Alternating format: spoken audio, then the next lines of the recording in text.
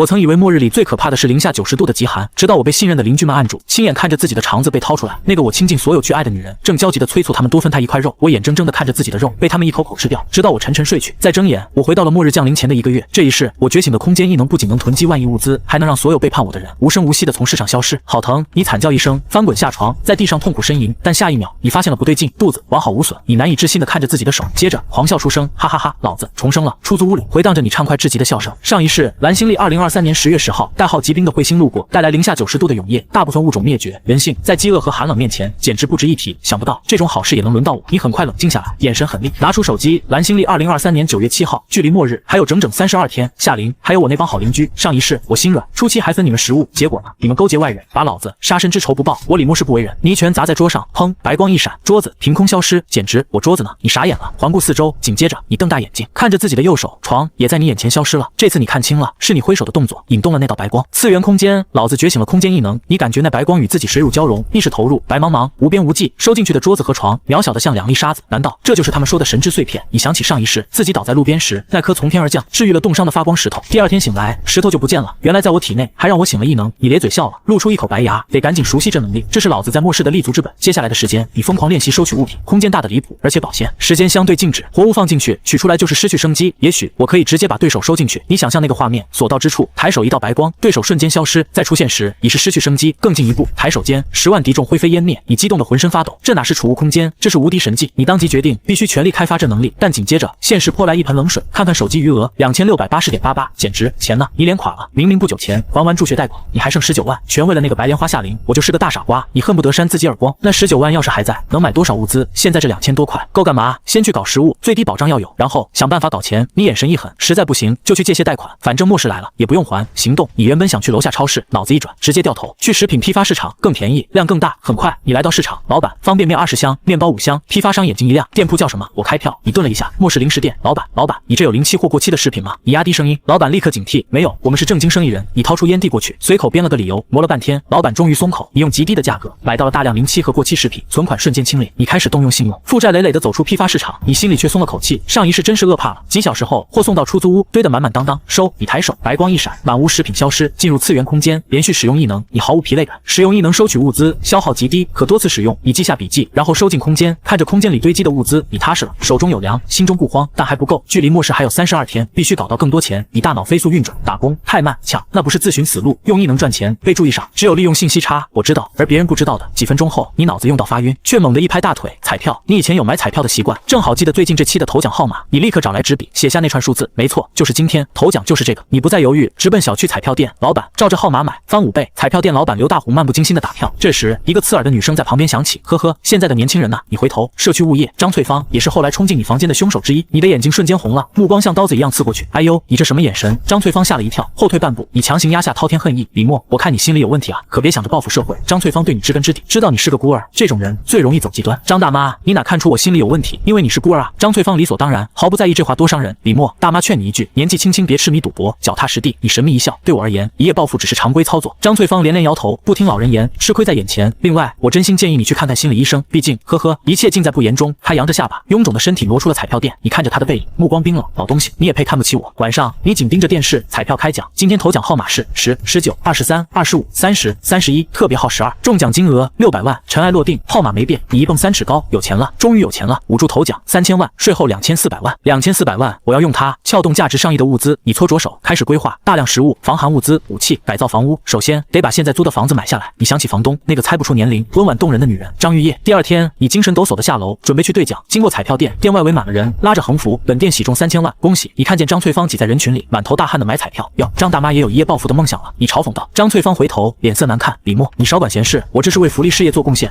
我买彩票就是赌博，你买就是慈善。你笑了。张大妈，我听你劝，以后都不买了。你怎么自己陷进去了？张翠芳脸上挂不住，哼了一声，继续刮她的刮刮乐。你哈哈一笑，转身离开，打了个车，直奔彩票中心。你好，车费120元。你很少打车，被价格惊了一下。叮，付款失败，余额不足。你脸色一僵，换软件财富成功。谁能想到一个千万富翁连打车费都快付不起呢？你自嘲。推开彩票中心大门，一群穿西装的募捐人员立刻围上来。小哥鸿运当头啊，中了几等奖，我是慈善机构的，这是我的名片，中奖了记得回馈社会啊。你推开他们，直奔兑奖窗口。折腾2小时，一张存着2400万的银行卡到手了。募捐人员眼睛都红了，围上来卖惨。小哥，你知道每天有多少山区孩子吃不上饭吗？残疾人太可怜了，你得捐款，用这笔意外之财做慈善，才能没有后顾之忧，不然有人举报，有关部门肯定冻结账户核查。你冷冷看着他们，突然掏出手机拍了一张照，我会向你们机构反映，如果不给我满意答复，我就把录音和照片报到网上。老子现在有钱买流量，让几百万人看看你们的嘴脸，你们猜会不会上热搜？募捐人员目瞪口呆，家里炖着汤，先撤了。我前妻生3胎，我得去陪陪。一群人瞬间作鸟兽散。你昂首挺胸走出彩票中心，不远处就是大商场，第一站大采购。一进门就对导购说，把你们主管叫来。女导购面带微笑，眼底不屑，不好意思，主管不接待顾客，我的单子很大。你神态平静，请把主管叫来。导购纠结片刻，还是上报了。很快，商场主管车向明下来，审视着你，全身行头不超过300块。他露出失望，先生，有事？你不废话，我要采购一批商品，量很大。车向明不耐，我们不是批发商，您需要什么，请自行选购。他感觉你在浪费他时间，你感受到他的不耐烦，直接开口，保底500万的订单也没有优待。车向明一愣，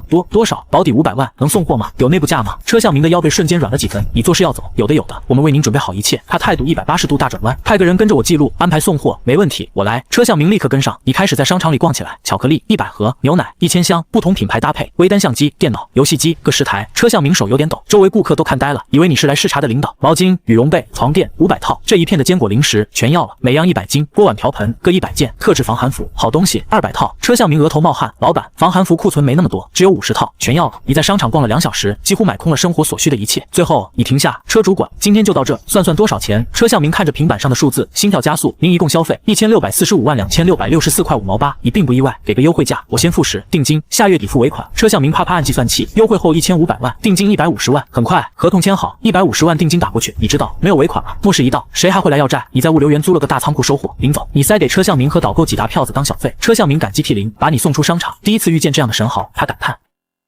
你的大采购才刚刚开始，基本生活物资够了，现在提高末世生活质量。你决定去餐厅，末世后可就吃不到这些美食了。正好空间能完美保鲜。先生您好，欢迎光临丽华大酒店。服务员热情招呼，这里以奢华著称，一顿饭5000起步。以前你舍不得，现在你拿起菜单，这个还有这个，你点了几道菜，在服务员以为你要下单时，你话锋一转，刚才说的这几道都不要，菜单上剩下的我全要了。服务员瞪大眼睛，先生您确定？这有50多道，确定，每道菜我只尝一口，吃不完打包。你笑了笑，我是来试菜的，如果满意，后面有大订单。很快，酒店经理刘永明敲门进来，李先生，我是经理刘永明。你喝口红茶，淡然道，你们酒店5本菜单上的菜，每样100份，需要多久？刘永明第一反应，我幻听了还是疯了？呵呵，李先生说笑了，你放下杯子，回答我的问题。不，3天。刘永明伸出3根颤抖的手指，菜很快上齐，你每样尝了一口，味道不错，撤下去打包，你过苦日子，不浪费。这些菜收进空间，以后还能吃。刘经理，就按我说的，每样100份。你一边剔牙一边说，从酒店出来，存款又少了95万，至此你需要支付的尾款，你远超你的能力。如果末世没来，你可能会被逼到想不开。这时手机响了，一个软糯好听的女声传来，李默，你今天怎么没来上班呀？是你，夏琳。你的呼吸瞬间急促，双目泛红，就是这个女人在末世打开了你的房门，而现在你为了证明自己不再是穷酸孤儿，你在她身上花了18万，耗光了大学辛苦攒下的所有存款。李默，你怎么不说话？我要生气了。夏琳，你努力压住暴力的情绪，让声音听起来平淡。我回来了。夏琳听不懂你在说什么，只觉得这备胎舔狗又犯病。李默，我饿了。他暗示很明显，该请他吃大餐了。你付钱，喝。你发出一声冰冷的嘲讽，忙着呢，别烦我。你直接挂断电话，现在没空搭理他，直接报复。你会进去吃牢饭，而且太便宜他了，不让他经历末世的绝望，燃烧你心头之恨。手机又响，是物流员通知，部分货物已到位。你低沉的嗯了一声，声音沙哑，直奔物流员仓库，里面物资堆得整整齐齐。你迫不及待，是为了把它们收进空间。收，右手张开，白光笼罩，货物瞬间消失。你趁机锻炼异能，扩大收取范围。我在收，白光不断闪烁，很快清空仓库。你又把物资取出来，再收进去，反复练习。半小时后，白光已能覆盖整个仓库。成了。你一脸振奋，空间异能还有其他用法吗？你沉思片刻，看向远处的桌子，心念一动，修，桌子直接出现在你手中，跨越了空间距离。也许有一天，我能缩地成寸，瞬息万里。你眼中金光四射。重生第3天，你继续为末日做准备，与房东张玉叶约在小区见面。下楼时，电梯里你遇见了夏琳。哼，夏琳看见你一愣，随即扭头，娇媚的冷哼一声，在她眼里，你这个备胎前天还对她百依百顺，昨天却敢挂她电话。久不见，甚是想念。你面上笑嘻嘻，心中恨意滔天。夏琳扭过头，露出失望表情。同事们都让我远离你，可我觉得你是个好人。想不到你昨天居然那么对我。李默，我看错你了，还想控制我，不就挂个电话？不知道的还以为我把你怎么了？李默，你怎么不说话？是不是心里没我了？夏琳见你不理他，盯着电梯楼层，急着出去。你露出夸张笑容，有怎么会没有？我都花了那么多钱了，今晚一起吃饭啊？我考虑，考你，老子逗你玩的，和你吃饭倒胃口。电梯门一开，你一个箭步冲出去。夏琳愣在原地，一脸疑惑，这李默怎么好像变了？小区楼下，你等来了房东张玉叶，他长发披肩，眉眼柔和，穿着宽松休闲的衣服，皮肤白皙如玉，化着淡妆，素雅动人，一双眼睛泛着柔软的光，你始终猜不出他的年龄。不好意思，我来晚了。张玉叶不好意思的吐舌头，没关系，我也刚到。他找个石墩子，拍拍灰坐下。李小哥找我有事。你想起存款，底气足了。张姐，我最近想买房，你在天河小区这套有出手的意向吗？张玉叶眨眨眼，有些惊奇，这年轻人才刚毕业就能买房了。他沉吟片刻，我本来打算靠收租生活的，你有些失望。不过他话锋一转，我最近正好想开美容店，资金有点缺口，卖给你一套也行。你松了口气，太好了，谢谢张姐。3天内搞定房子，就能着手改造，应对极寒。上一世手脚冻坏的感觉，你现在想起来还浑身发抖。张玉叶计算房价，最后报出840万，你没异议，立刻去银行办手续。你不打算全款，而是首付加房贷，用1个月时间撬动最大资源，签完合同，你背上30年房贷，利息就要800多万。张姐，我现在把首付252万转给你。张玉叶摆摆手，不着急，手头不宽裕的话，缓一段时间也行，可以吗？张玉叶翻了个白眼，嗔怒道：小子，你不会想赖账吧？连的钱都不给，你还是人吗？你被看得心惊肉跳，单身20多年，哪见过这种阵仗？张姐，你要首付，我现在就能给，但如果能缓1个月，我会万分感谢。张玉叶看看你出示的余额，知道你有支付能力，请我吃饭，我就认真考虑考虑。他笑着说，你也笑了，带着一丝真诚。这次你不打算白拿，你想用一个消息换这缓期。上一世你收到过他的求助短信，但晚了一步，他冻死在家里，死状凄惨，还有被侵犯的痕迹。这一世或许能避免。在张玉叶带领下，你们来到小区附近一家老旧的水饺店，店主是个老太太。王老太2盘水饺，1盘卤鸡爪，2碗鸡汤。张玉叶是常客，王老太迟缓起身去后厨忙活。这时夏琳下班回家，路过小店，偶然瞥见里面熟悉的背影，接着她差点被晃瞎眼。范思哲裙子、LV 包、古驰鞋，这一身行头30万打底。她飞快认出品牌，脸上越来越震惊。李默傍上富婆了，可恶，有这种好事居然不叫我。夏琳立刻整理表情，走进破旧的小店，露出得体笑容。嗨，李默，你今天怎么又没去上班？你正吃着水饺，听见这声音，差点吐出来。夏琳保持着端庄，心底皱眉，吃相真难看，就这样还有富婆看上。有事你嘟囔着，声音含糊。夏琳不动声色地坐下，含蓄伸手，你好，我叫夏琳，是李默的好朋友，姿态像极了名媛。你好，张玉叶，李默的房东，前任的。张玉叶说到一半，才意识到你已经不是他租客了。夏琳惊讶地捂住小口，您是李默的前任，你们什么时候在一起的？噗，你一口鸡汤故意喷在了夏琳身上。啊！夏琳瞳孔地震，尖叫起来，声音控制在优雅范围内。李默，你这败类！张玉叶连忙拿纸巾给他擦脸，店里纸巾粗糙，混着鸡汤，把夏琳精致的妆容一层层擦了下来。夏琳忽然想到什么，露出更恐惧的表情。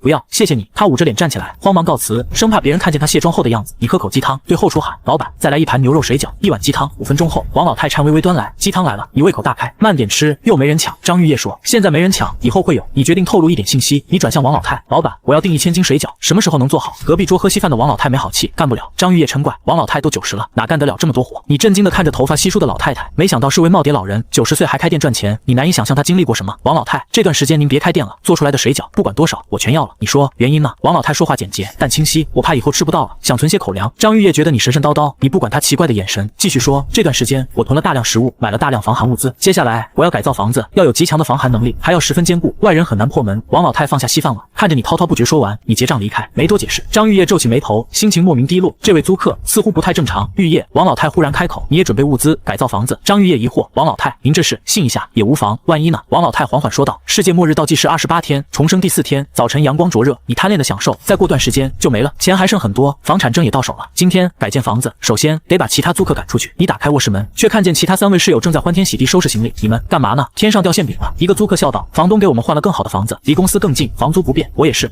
你愣住，没想到房东张玉叶已经处理好了。租客们搬走后，901变得空荡荡。你记下这份人情，开始行动，按导航来到一家外表低调的建筑。您好，有什么可以帮您？前台客服礼仪周到，我想改建房子，还需要采购一批防护物资。前台直接将你引入接待室，这里是天狼星安保公司，一家专门服务于政要和富豪的全球性安保公司，普通人根本不知道。你是在前世实习的集团里偶然听说，集团创始人马成那座耗资50亿的末世堡垒就是他们承建的。很快，业务经理敲门进来，一个1米9的壮汉，穿着西装，活脱脱一个西装暴徒。李先生，我是天狼星安保安全屋咨询业务经理金彪。你点头致意，直接说诉求，我要最好的防寒能力和最强的防御力。金彪沉吟，最好的防寒可以，最强防御只能说相对情况下我们做到最好。他拿出平板演示，这种金属来自月球，掺入钛制成的月球合金，能完美隔绝热量。视频里，液氮倒入月球合金容器，外部用火焰灼烧半小时，内部零下196度，外部700度，温差完美隔绝。你瞪大眼睛，完美！原来材料科学已发展到这地步了。这种合金市面上根本没有，缺点呢？你问。金彪咧嘴一笑，半开玩笑，缺点就是有点小贵。你被价格吓了一跳，五谷的腰包似乎也不够看了。防御力怎么样？金彪简洁道，不防核弹。你有这么推销产品的吗？他抿口茶，自信一笑。其他的外部攻击都好说，平板播放测试视频，手枪、步枪、手榴弹、炮弹、狙击枪，轮番轰击20厘米厚的合金板，直到合金板严重变形，但始终未被击穿。可以，就用这种合金，你一锤定音。不知李先生需要建多大的安全屋？哦，120平。金彪一口茶差点喷出来。富豪建安全屋基本就20平左右，这120平也太大了，不好意思，建不了。金彪苦笑，没那么多月球金属，你只好退而求其次，优先用月球合金保证卧室20平，其余部分用顶级防寒材料加厚钢板。月球合金的性能对你来说已经溢出太多，能隔绝100度温差就足够，何况还有能源开空调，只要有钱并提前准备，冰封末世似乎也没那么绝望。你们这有防具吗？你问。当然，我们有多项专利。金彪点开另一页面，防寒、防热、防弹，各种防护服，眼花缭乱。你当场观看防弹衣测试，手枪、步枪子弹的冲击几乎被完全抵消，防寒服50套，防热、防弹、防毒，这些各10套，你手指狂点，几乎买了一遍。有些冷门装备，你也毫不犹豫买了几套，万一用上就是救命的。金彪看得眼皮直跳，身家几10亿的富豪都没这么阔绰，房子什么时候能改建？你问。实地考察，准备材料，2天内开工。我们采用模块化设计，很多部件是成品，直接组装，时间大大缩短。金彪标保证，你满意点头，越快越好，我急用，您放心，绝对用不了1个月。算总价，李先生，您一共消费18256万4212元，操，钱不够，连定金都付不起。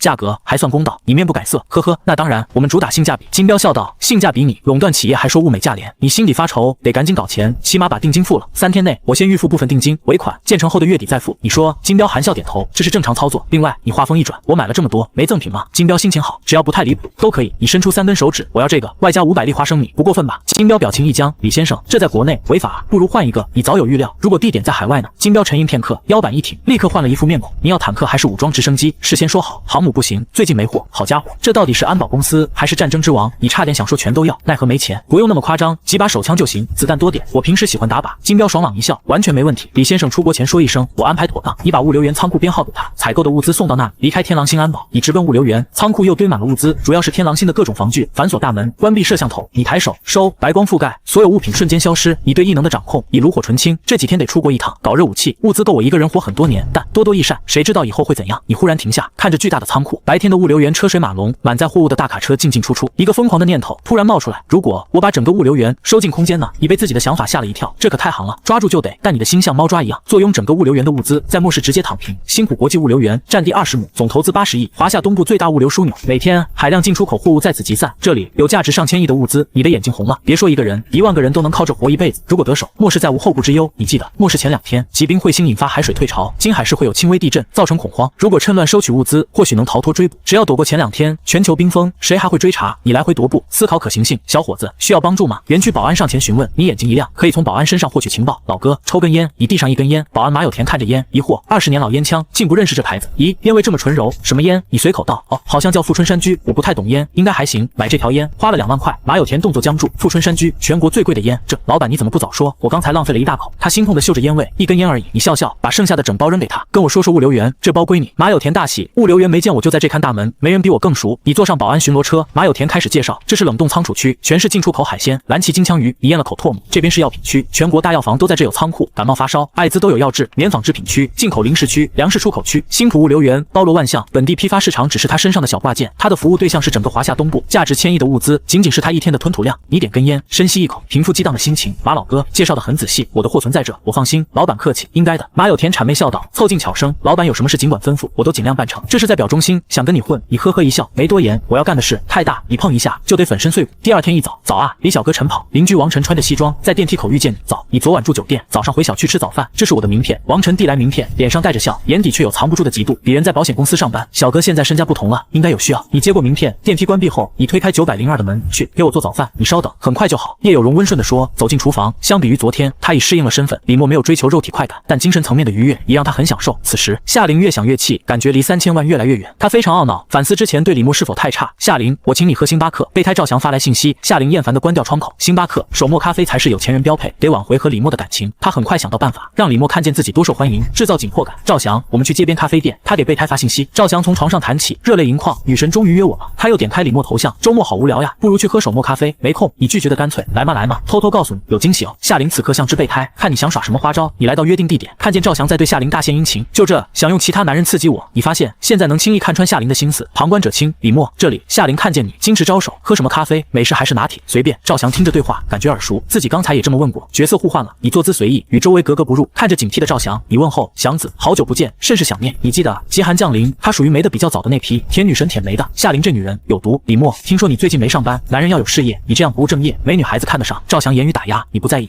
我觉得看上我的女人挺多。夏琳眼睛亮晶晶，眼前男人气质都不同了，散发莫名魅力。呵呵，那是错觉，只有上进男人才能吸引女孩子，你要多学学。赵翔摆出说教姿态，完全搞不清自己现状。咖啡来了，尝尝。夏琳主动端咖啡，礼仪周到。3人围桌品咖啡，桌子下却是另一场景。你感到小腿被碰了一下，对面2人都很正常。几秒后，一个略微坚硬的物体贴上来，在小腿轻轻摩擦。夏琳轻咬嘴唇，眉目含情地看着咖啡杯。夏琳，你不舒服？赵翔关切询问。没事。夏琳含糊道。你低头，一只红色高跟鞋贴着你，缓缓上移，黑丝袜，小腿笔直。好家伙，小贱人，你真会！你毫不犹豫，伸手推开高跟鞋，拍拍裤腿灰尘。赵翔的膝盖被碰了一下，直觉告诉他可能是女神在撩拨。他看着夏琳，爱意更浓。夏琳陡然一惊，连忙堵住赵翔的话，备胎现在表白，会让他下不来台。今天男主角不是你。赵翔，去给我换杯咖啡，这杯凉了。夏琳命令。赵翔咽下话，端起咖啡去柜台。李默，别误会，我和赵翔不太熟，今天碰巧遇见。夏琳解释。没误会，你觉得没意思？起身，我还有事，先走了。夏琳瞪大眼睛，怎么和预想不一样？等等，你不能走，惊喜还没给你。他急道。你停下，低头看他。夏琳琳露出羞涩神情，你闭上眼睛，惊喜马上来，你闭上眼，同时右手挡在面前，睁眼。夏琳嘴巴微撅，额头被你的手抵住，想前进却动不了，想给我投毒，没门！呵，小贱人，你裤子还没脱，我就知道你要拉什么屎，不好意思，真有事，告辞。你警惕后退，转身离开，毫不留恋。夏琳正在原地，耻辱涌上心头，主动投怀送抱，从未失败的如此彻底。那男人连免费便宜都不愿占，李默，你这家伙，迟早让你后悔。他面容扭曲，喃喃自语。热咖啡来了，赵翔端着咖啡回来，欢欣雀跃，电灯泡终于走了，不想喝，你自己喝吧。夏琳拿起古驰包，离开咖啡店，高跟鞋声敲击在赵翔心头。夏琳，我的白月光，我赵翔非你不娶。他心中呐喊，先生您好，一共消费512元。咖啡小妹报账，赵翔陡然一惊，什么这么贵？我们才喝4杯咖啡。接下来一段时间，你没回天河小区，到处旅游，房子在改造，住不了人，简单收拾。你再次上飞机，目的地缅北3不管地带，犯罪天堂。此去不仅要搞热武器，还要找机会用活人实验空间异能。一天后，几经周转，你来到交易地点，一家破败的饭店，已是附近最豪华的场所。你好，慷慨的华国人。对面中年男人穿格子衬衫，有点儒雅。通过翻译耳机，你听懂他的话。我的来意清楚。手枪呢？你问。陆华拿出一个手提箱，打开，3支 M9 手枪静静躺着。M9 使用9毫米子弹，50米内无人可逃。哪怕不懂枪，看到枪身寒光，你心中也是一紧。人类身躯在枪械面前不堪一击，你欣喜的伸手去拿。呵呵，优惠价15万美刀。陆华笑道：“你的手将在半空，金标不是付过钱了吗？3把手枪15万美刀，美元贬值这么厉害，你不确定是被金标坑了，还是对方不讲道义？但很快否定金标，你在他那下了大订单，尾款还没结。”陆华看着你脸色阴晴不定，心底冷笑：“慷慨的华国人，美元没贬值，是枪涨价了，从50美刀涨到5万，很合理，不是吗？”你直起腰，冷冷看他：“你们这么做，金标知道吗？”哈哈哈，金标，我安心待在缅北，他能拿我怎样？陆华狂笑，语气点头哈腰，不如努力挣钱，自己逍遥，这才是王道。这就是缅北，长见识了。是啊，这就是缅北。回头榨干你的钱，就带你去见老乡。陆华端起酒一饮而尽，癫狂看着你，想进电销部还是网赌部？这一刻，他气势全开，狠辣目光让人胆寒。若在以前，你会绝望崩溃，但现在你笑出了声。本来还想拿到武器后找你们，结果你们自己送上门了。陆华好像听到天大笑话，拍桌大笑。你抬起右手，打了个响指，白光瞬间覆盖陆华。收，诡异一幕发生，对面狂笑的男人直接消失在眼前。你皱眉，发现这次使用异能的不同，收取体型大的活物消耗很大。陆经理呢？怎么不见了？守在门外的手下进来问。你正埋头记录新发现，被打断。你可以去厕所找找。你说，手下狐一转身，刚转过头，一道白光覆盖他身上。收，你再次使用异能，将他收进空间。靠，消耗真大，最多收5个活人，我就得耗尽力量。你有些失落，抬手间消灭10万敌众，短期实现不了。陆经理和小山呢？愚蠢的华国人。其他手下发现不对，举着武器冲进来。你心中一惊，知道不是思考的时候，情急之下，你心念一动，在自己身上覆盖一层白光，对方的攻击落在身上，没发出半点声音，半截武器直接消失。你瞪大眼睛，无意间发现了异能的另一个用处——防御。只要白光覆盖全身，理论上免疫物理攻击。对面的手下看见钢管消失，惊恐后退。这一退，钢管从次元空间被抽出。鬼，你是魔鬼！手下惊恐大叫。你缓缓起身，自信地看着他们，收不了你们，老子照样无敌。你拿出这次交易得来的 M9 手枪，轻轻扣动扳机，不要，我们投降，饶了我们！砰！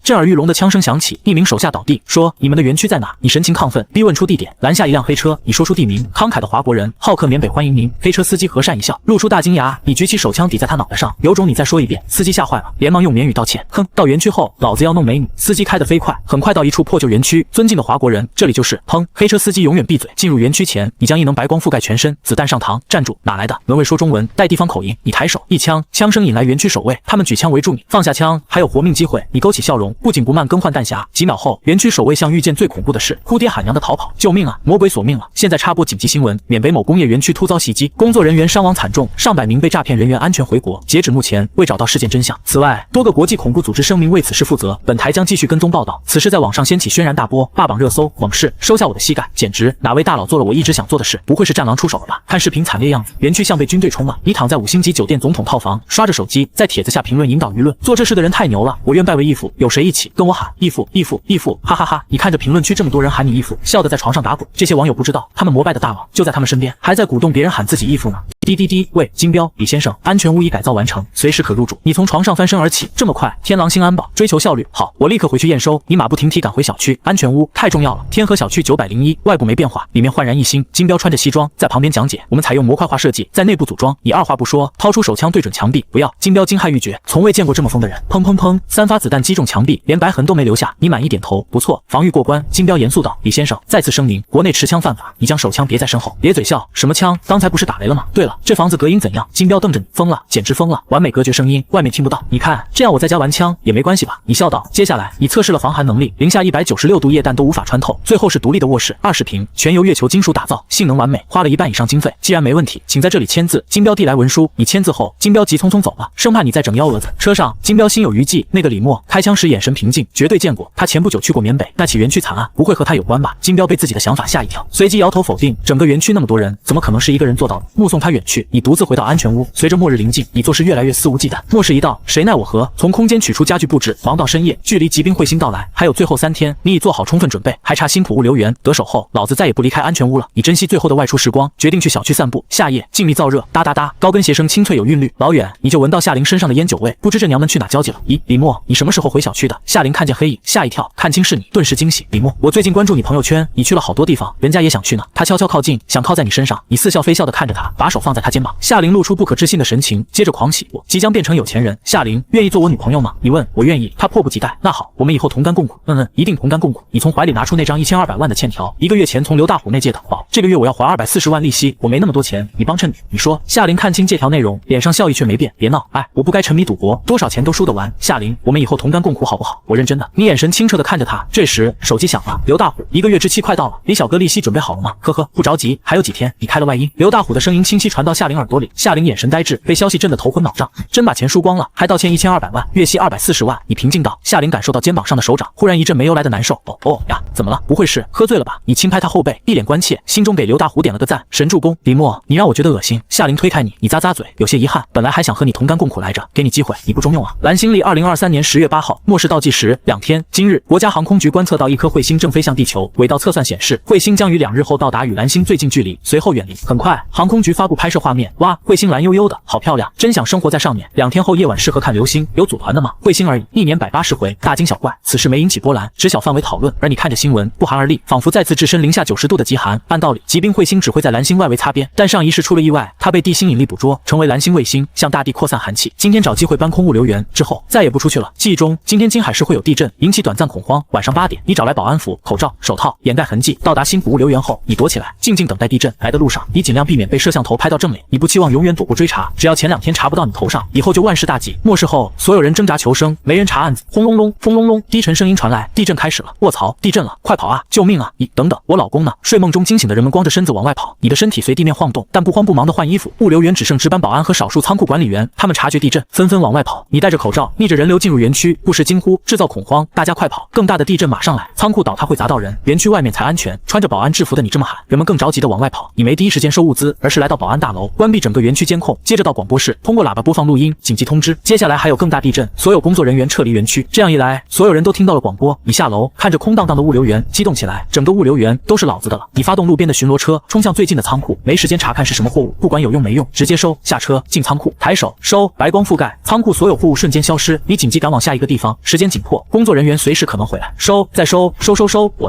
的，全是我的。你激动的浑身冒汗，连续使用异能却无额外消耗，不行，太慢了。你发现大多数时间花在赶路上，收取物资只需1秒。如果异能覆盖面积再大点，我是不是站在原地就能收远处的物资？你屏息凝神，试图扩大范围，精神意志不断催发异能。渐渐的，你感觉大脑滚烫，紧接着一股强大力量蓦然出现，面前的仓库连建筑带货物全部消失。卧槽，老子的异能进化了！你狂喜的看着右手，白光更耀眼夺目。接下来，你坐在巡逻车上，不用下车，效率提升10倍不止，所到之处寸草不生，仓库连地皮一起消失。天，好像高了3尺。很快，整个物流园价值1000亿的货物全进了你的次元空间。你亢奋的脸色潮红，浑身充满力量，哈哈哈！这回真发达了，末世之中，老子什么都不缺。笑看风云，你没被兴奋冲昏头脑，庆祝一会后准备离开，只要躲过这2天，以后任你逍遥。喂，兄弟，带我一程，我也是园区保安，一起走。一个中年汉子在路边喊，你浑身起鸡皮疙瘩。随着靠近，你闻到浓重酒气，认出来人，马有田，那个给你介绍园区的保安。上来吧，你压着嗓音说。马有田摇摇晃晃上车，抱怨多大点事就让全部撤出，我这离大门老远了。你大脑飞速运转，思考脱身办法。兄弟，你是几组的？3组的。你随口说，你知道他是2组的。马有田一愣，3组今天不值班。他感觉你声音熟悉，猛然想起你的声音，我想起来了，你是李默李先生。不对，你怎么穿保安服？马有田虽醉，思维灵敏，立刻发现不对劲。你无奈扭头，万万没想到撞破自己行动的是个上班喝酒划水的保安。李先生，你为什么深夜闯入园区？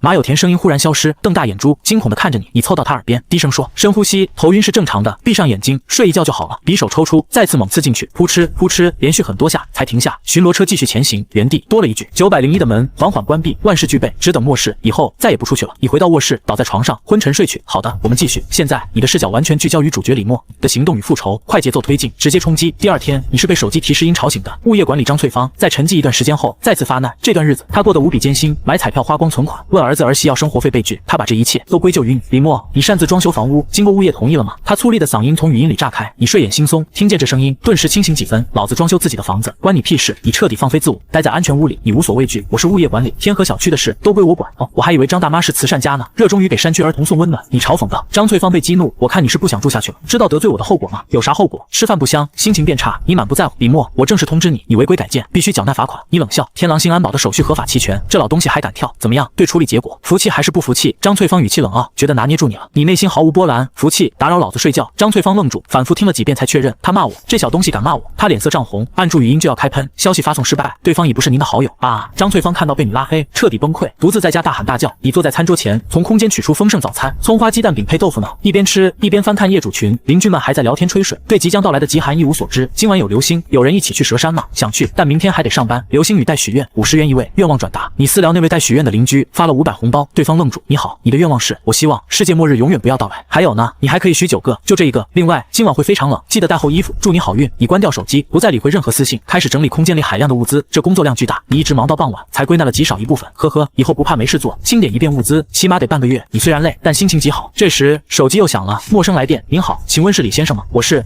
新浦物流园失窃案专案组成员，方便来市局做份笔录吗？你掌心瞬间冒汗，心跳急剧加速，最后关头千万别翻车。你迅速定下对策，绝不离开安全屋。我没空，最近正为丢货的事焦头烂额呢。你声音平稳，李先生，请理解，我们想尽快破案，上面非常重视，非要笔录的话，电话里问或者上门来问，我都配合，但我不方便出门，你寸步不让。专案组成员无奈，只好电话询问，你从容应对，滴水不漏。半小时后，询问结束，李先生放心，我们尽快破案，追回您的财物。谢谢。你挂断电话，立刻打开社交软件，热搜前20几乎全是新浦国际物流园失窃案，外星人盗取，空间裂缝吞噬，监守自盗，各种猜测满天飞，国内外媒体都在关注，记者连夜赶来，这件事足以载入史册。而做这件事的你，注定逍遥法外。疾兵彗星路过蓝星的消息，连个热搜都没有，微不足道。轰隆，大地似乎晃动了一下，你抬头看向窗外，一道白光划过夜空，流星、疾兵彗星已被地心引力捕捉，极寒末世终于来了。你打开安全屋后视的防弹窗，一阵凉风瞬间吹进来，你忍不住打了个寒战。短短时间，温度骤降超过10度。接下来1周，疾兵彗星将持续改造蓝星气温，直到稳定在零下90度。那时，全球生态将遭受毁灭性打击，生物百不存一。好冷啊！还有人来蛇山看流星吗？一阵妖风，鼻涕都冻下来了。明天准感冒，谁有多余衣服借我一件？呵呵，我穿着大裤衩来的，家人们谁懂啊？群里的人还很乐观，只当是普通降温。你静静观看，没有参与。现在说这是世界末日，只会被群嘲，甚至被扭送精神病院。社交软件上，人们开始分享拍到的流星，评论区成了许愿池。那个带许愿的邻居发来私信，老板，刚才流星出现时，我已把你的愿望说出来了。好的，我相信流星听到了。你回复，显然流星没打算实现你的愿望，出于一丝善意，你提醒天气预报说今晚有强降温，建议你趁早下山。好的，小姨也喊我回家，现在正准备启程呢。你脑海中莫名浮现一个娇憨少女，小脸冻得发红，抱着手机发信息的样子，想啥呢？万一是抠脚大汉呢？你赶走思绪，躺在沙发上看新闻。今日代号疾兵的彗星成功到达与蓝星最近位置，由于彗星温度极低，含有大量冰块，可能造成强降温，为夏季带来清凉。专家表示，这都是正常现象，气温很快会恢复。最近气温起伏较大，提醒市民做好保温措施，感冒及时就医。你定定看着电视屏幕，靠在沙发上，他们怎么会没发现？按照新闻信息，专家认为彗星会继续远离，影响微乎其微。你不理解，但无所谓了，你已经做好最充分准备。窗外寒风越来越大，窗户上凝结了一层白色寒霜，你连忙关窗，全部检查反锁。不久后，这里就是温暖天堂，绝不能让人再攻进来。哇塞，外面下雪了！群里有人惊喜道。你扭头看向窗外，雪花纷纷扬扬飘落，落地即化。蓝星整体温度正被改造，金海市3年没下雪了，今年秋天没到就下雪，真他娘的奇怪！天有异象，必有大事，我猜岛国要沉没了。八嘎，你居心叵测。群里似乎混进了奇怪的东西，但人们没在意，继续讨论异常气温。有人忧心忡忡，这彗星太厉害了吧？距离这么远还能影响蓝星，让我想到太阳。这人好像是大学退休教授。立刻有人跳出来反驳：切，小彗星也敢与太阳争辉？我敢打包票，过几天冰块就化完了。根据观测，彗星冰块含量超过南北极总和，没那么容易被融化。无语。这时候还有人装专家，其实是个捡垃圾的。对方攻击老教授捡垃圾的行为。最近海面大范围退潮，全球多地地震都和彗星有关联。我捡垃圾是为了保护环境，嘻嘻，笑死了。我还说岛国刮龙卷风是因为我放了个屁呢。两人吵了起来。老教授理智分析，另一人阴阳怪气。很快有人打圆场，安心了，专家说了，很快会恢复正常，都别吵了，拍照发朋友圈吧。难得一见的现象，群里陷入寂静。你自始至终冷眼旁观。别看现在跳得欢，很快连哭都找不到地方。全球冰封1个月后，整个楼栋的人十不存一，雪花越来越大，地面开始积雪，居民们被冻醒，骂骂咧咧的起床开空调加棉被。你的安全屋里温度恒定25度，一丝寒冷都感觉不到。第二天一早，你拉开窗帘，外面白茫茫一片，积雪3尺厚，反射着刺目光芒，万里雪飘，全球冰封。仅仅一晚，金海市变成了雪国，雪花还在飘落，不知何时会停。室外温度零下19度，妈的，这鬼天气太古怪了。昨晚冻醒3次，一大早业主群里就有人抱怨，我开着空调，我2层棉被还是冷。很快，人们发现低温带来巨大困扰，水龙头冻住了，没法做饭了。我家的也冻了，连饮水机都结冰了，室内温度都零下了，太恐怖了。群里多是南方人，从没遇到过这么低的温度。张翠芳，张大妈，麻烦物业解决一下，不然连水都喝不上了。张翠芳此时躺在床上，冻得瑟瑟发抖，哪有功夫管这些？但表面工作要做，物业管理张翠芳。好的，我已联系相关人员，等待回复，相信很快能解决问题。你在安全屋里喝着冰豆浆，吃着营养早餐，很冷吗？早上慢跑一会儿都要出汗了呢。看了一眼室内温度计，24度，外界的冰寒一点没影响到这里。末世第7天，温度持续降低，室外积雪已掩埋1层楼。小区长时间停电，只有下午5点到7点供电，电压压还不稳，业主们尝试投诉，没用，没有人看到。漆黑的天河小区有一间房屋灯火通明，901，像末世中最后的灯塔。时间来到深夜，你正享受着按摩浴缸，智能管家提醒你该睡觉了。请问你是901的李默先生吗？手机亮起，女邻居发来信息，你回忆了一下，高雅慧，以前电梯里遇到过，打扮花枝招展，香水浓郁，我是李默，有事。你回复。手机另一端，4个女人挤在一张床上抱团取暖，盯着屏幕。夏琳、高雅慧、冉云、方艳梅，看到你回消息，他们欢呼起来。我是404业主，想请你帮忙，可以来我家一趟吗？高雅慧发问。没空，找别人。你直接拒绝，只是小事，帮了我，有意想不到的奖励哦。他立刻发送一张照片，身段优美，你果断点击保存。还有吗？你问。夏琳撇撇嘴，男人。雅慧，再发几张，你死他。高雅慧挑挑拣拣，又发一张，小西服黑丝袜，美腿笔直，红色高跟鞋，弯腰展露曲线。你再次保存。还有吗？你继续。几秒后，第3张照片，衬衫扣子解开，气质出众，黑丝袜被撕开，大腿白肉从缝隙挤出，太刺激了，真会玩。你啧啧赞叹，仔细欣赏。好了好了，人家私密照都给你看了，哥哥你就下来帮帮我嘛，人家在9栋404哦。高雅慧发来语音，声音嗲得撩人。你将照片全部保存，然后说这么晚了，我要睡觉了，明天再说吧，来我家睡也是一样的。哥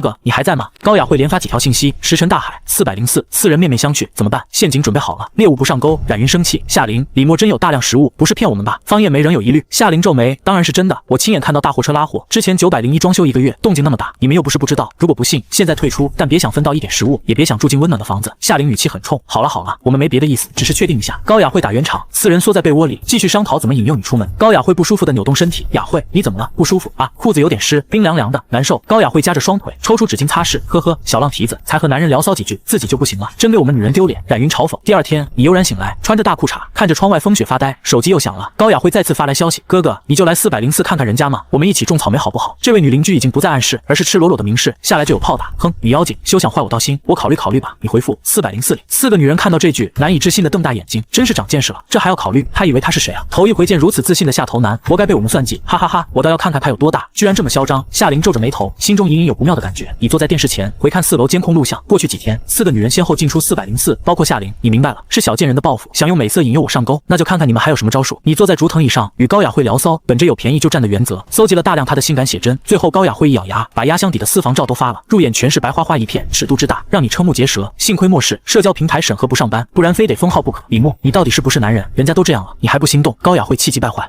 你其他挺好，但美容痕迹太明显，胸前2团白肉里填了不少东西吧？你开始点评。还有你的鼻子和眼睛，单独看好看，放一起不协调，看着别扭。我推断不是一家医院做的，我这人要求高，你不太行。高雅慧死死盯着屏幕，气得鼻孔都大了。旁边好闺蜜好奇审视，发现确实有些难看，不知谁伸手掏了一把，入手满满的质感，把爪子拿开，老娘不干了。高雅慧的行动彻底失败。冉云，换你上，扮演富家女钓男人，你最熟。夏琳指挥道，4个人是在金海名媛群认识的，个个精通钓男人套路，手底下舔狗备胎无数。冉云自信的拍拍，真的包在我身上，这回我用金钱权势打动他。他清了清嗓子，进入家族唯一继承人状态。你知道人生最痛苦的事是什么吗？他发来消息，你看着陌生账号，知道是4人中的另一个人要没了，发现钱没花完，你配合。你和我想的一样，真是我的知音，能在我生命最后遇见你，真让人开心吗？冉云语气温婉含蓄，你要没了？你问。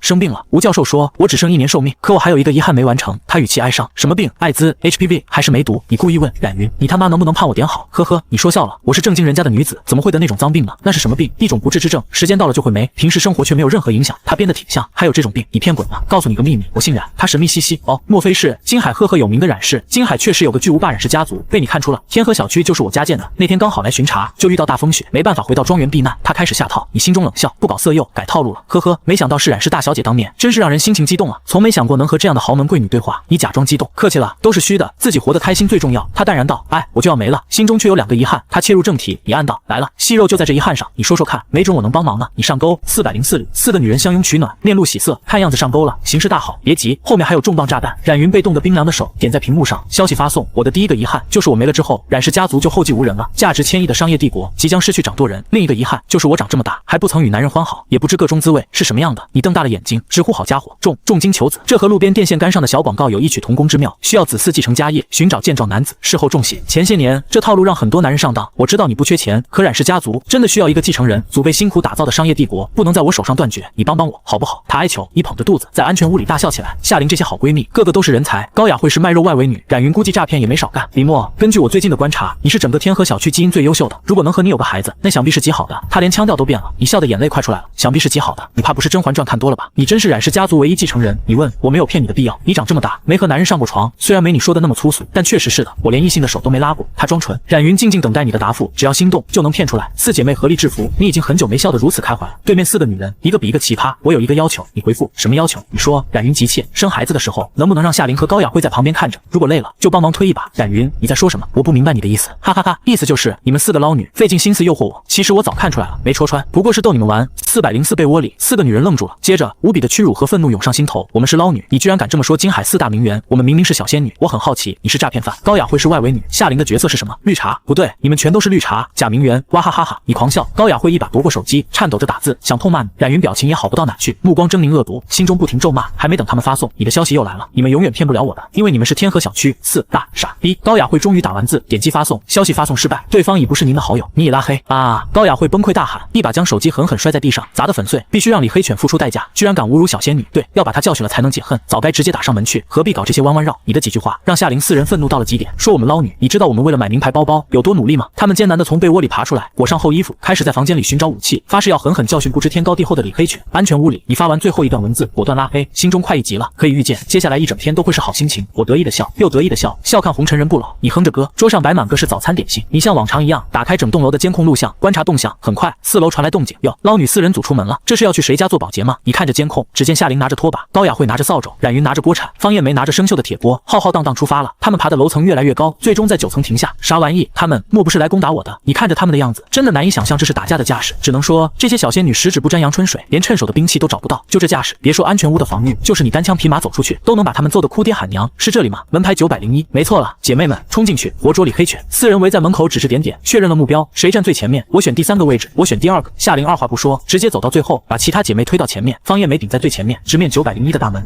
我怕，万一她突然冲出来怎么办？方艳梅声音发抖，阿梅别怕，我们一起上，她不可能是我们的对手。3人谨慎地躲在方艳梅身后。开门，李黑犬，你给我们开门，我们知道你在里面。他们开始叫门，你冷笑着看向门口，敢给我取外号？你们活腻了，真的好冷呀！门里面怎么没动静？李黑犬是不是不在家？捞女4人组被刺骨寒冷冻得瑟瑟发抖。我有绝对把握，他就在里面。夏琳语气坚定，为姐妹们打气。李黑犬，你这缩头乌龟，有种你出来啊！他们开始叫骂。你悠闲地吃着早餐，欣赏门外4人狼狈的模样。出去干什么？和你们大战一场。不过我没兴趣，你们太普通了，入不了我的眼。你回复。捞女4人顿时怒火中烧，纷纷动手捶门砸门。你凭什么说我们捞女？我们得到的每一分钱都是辛苦钱，你知道我们赚钱多辛苦吗？高雅慧尖叫。你冷笑，你们多辛苦？老子大学4年攒了19万，1个月全花在小贱人身上了，那是老子的辛苦钱好不好？高雅慧3人目光诡异看向夏琳，没想到这闺蜜这么狠。姐妹，你至少该给人家一点甜头尝尝的，硬生生让人家花那么多钱，我都看不过去了。高雅慧心中一阵心酸，想到自己辛苦，一次才800，包夜1500，服务周到，来回奔波1个月也才万把块。夏琳被闺蜜们看得很不舒服，她早就后悔了，但说什么都晚了。这有什么呀？我的备胎比她好的还有很多呢。她嘴硬，这句话引来其他3人羡慕的目光。门内的你听到夏琳的话，面上波澜不惊，你拿起手机拍下满桌子的早餐发送过去。哎呀，早餐有点多呢，吃不完怎么办？门外的夏琳看到照片，目光彻底呆滞。照片里满桌食物，中式西式应有尽有，三明治、培根、煎饼、肉夹馍、肉包子、牛奶、橙汁。捞女4人组的口水直接流下来了，他们已经很久没吃过一顿饱饭。不对劲，她怎么穿着半截袖？难道不冷吗？他们家里还有电，灯光很亮。捞女4人组彻底疯狂了，急促的拍击901的门。李黑犬，不，李默哥哥，你快开门，让我进去看看到底是不是真的啊！我好冷啊，快让我进去暖和暖和。你摇头冷笑，端起橙汁喝了一大口。叫吧叫吧，你们叫得越大声，我吃得越香。一阵寒风吹来，捞女4人组脸颊被吹得生疼，手脚早已冻僵。哥哥，我是住你下面的邻居，我叫高雅慧，我们之前在电梯里还见过你。高雅慧换了个套路，哦，就是那个做皮肉生意的外围女。你直接戳穿。高雅慧面容一僵，试图解释。旁边的冉云一把扒开她，上前急切道：哥哥，我叫冉云，告诉你哦，人家可是正经女人哦，正不正经只有你自己清楚。不过都和我没关系。你随口道，你们都起开，我才是李默的初恋女友，我们高中时就认识了。夏琳从最后挤到门前，语气轻柔：李默，我是夏琳啊，你还记得纯洁美好的高中生活吗？那时你的眼睛很清澈，让我印象深刻。李默，老天让我们在同一个公司上班，现在又住在一个小区，这都是注定的缘分啊，我们在一起吧。李默，我爱你。夏琳在门外深情表白，可是我不爱你。你平淡回应，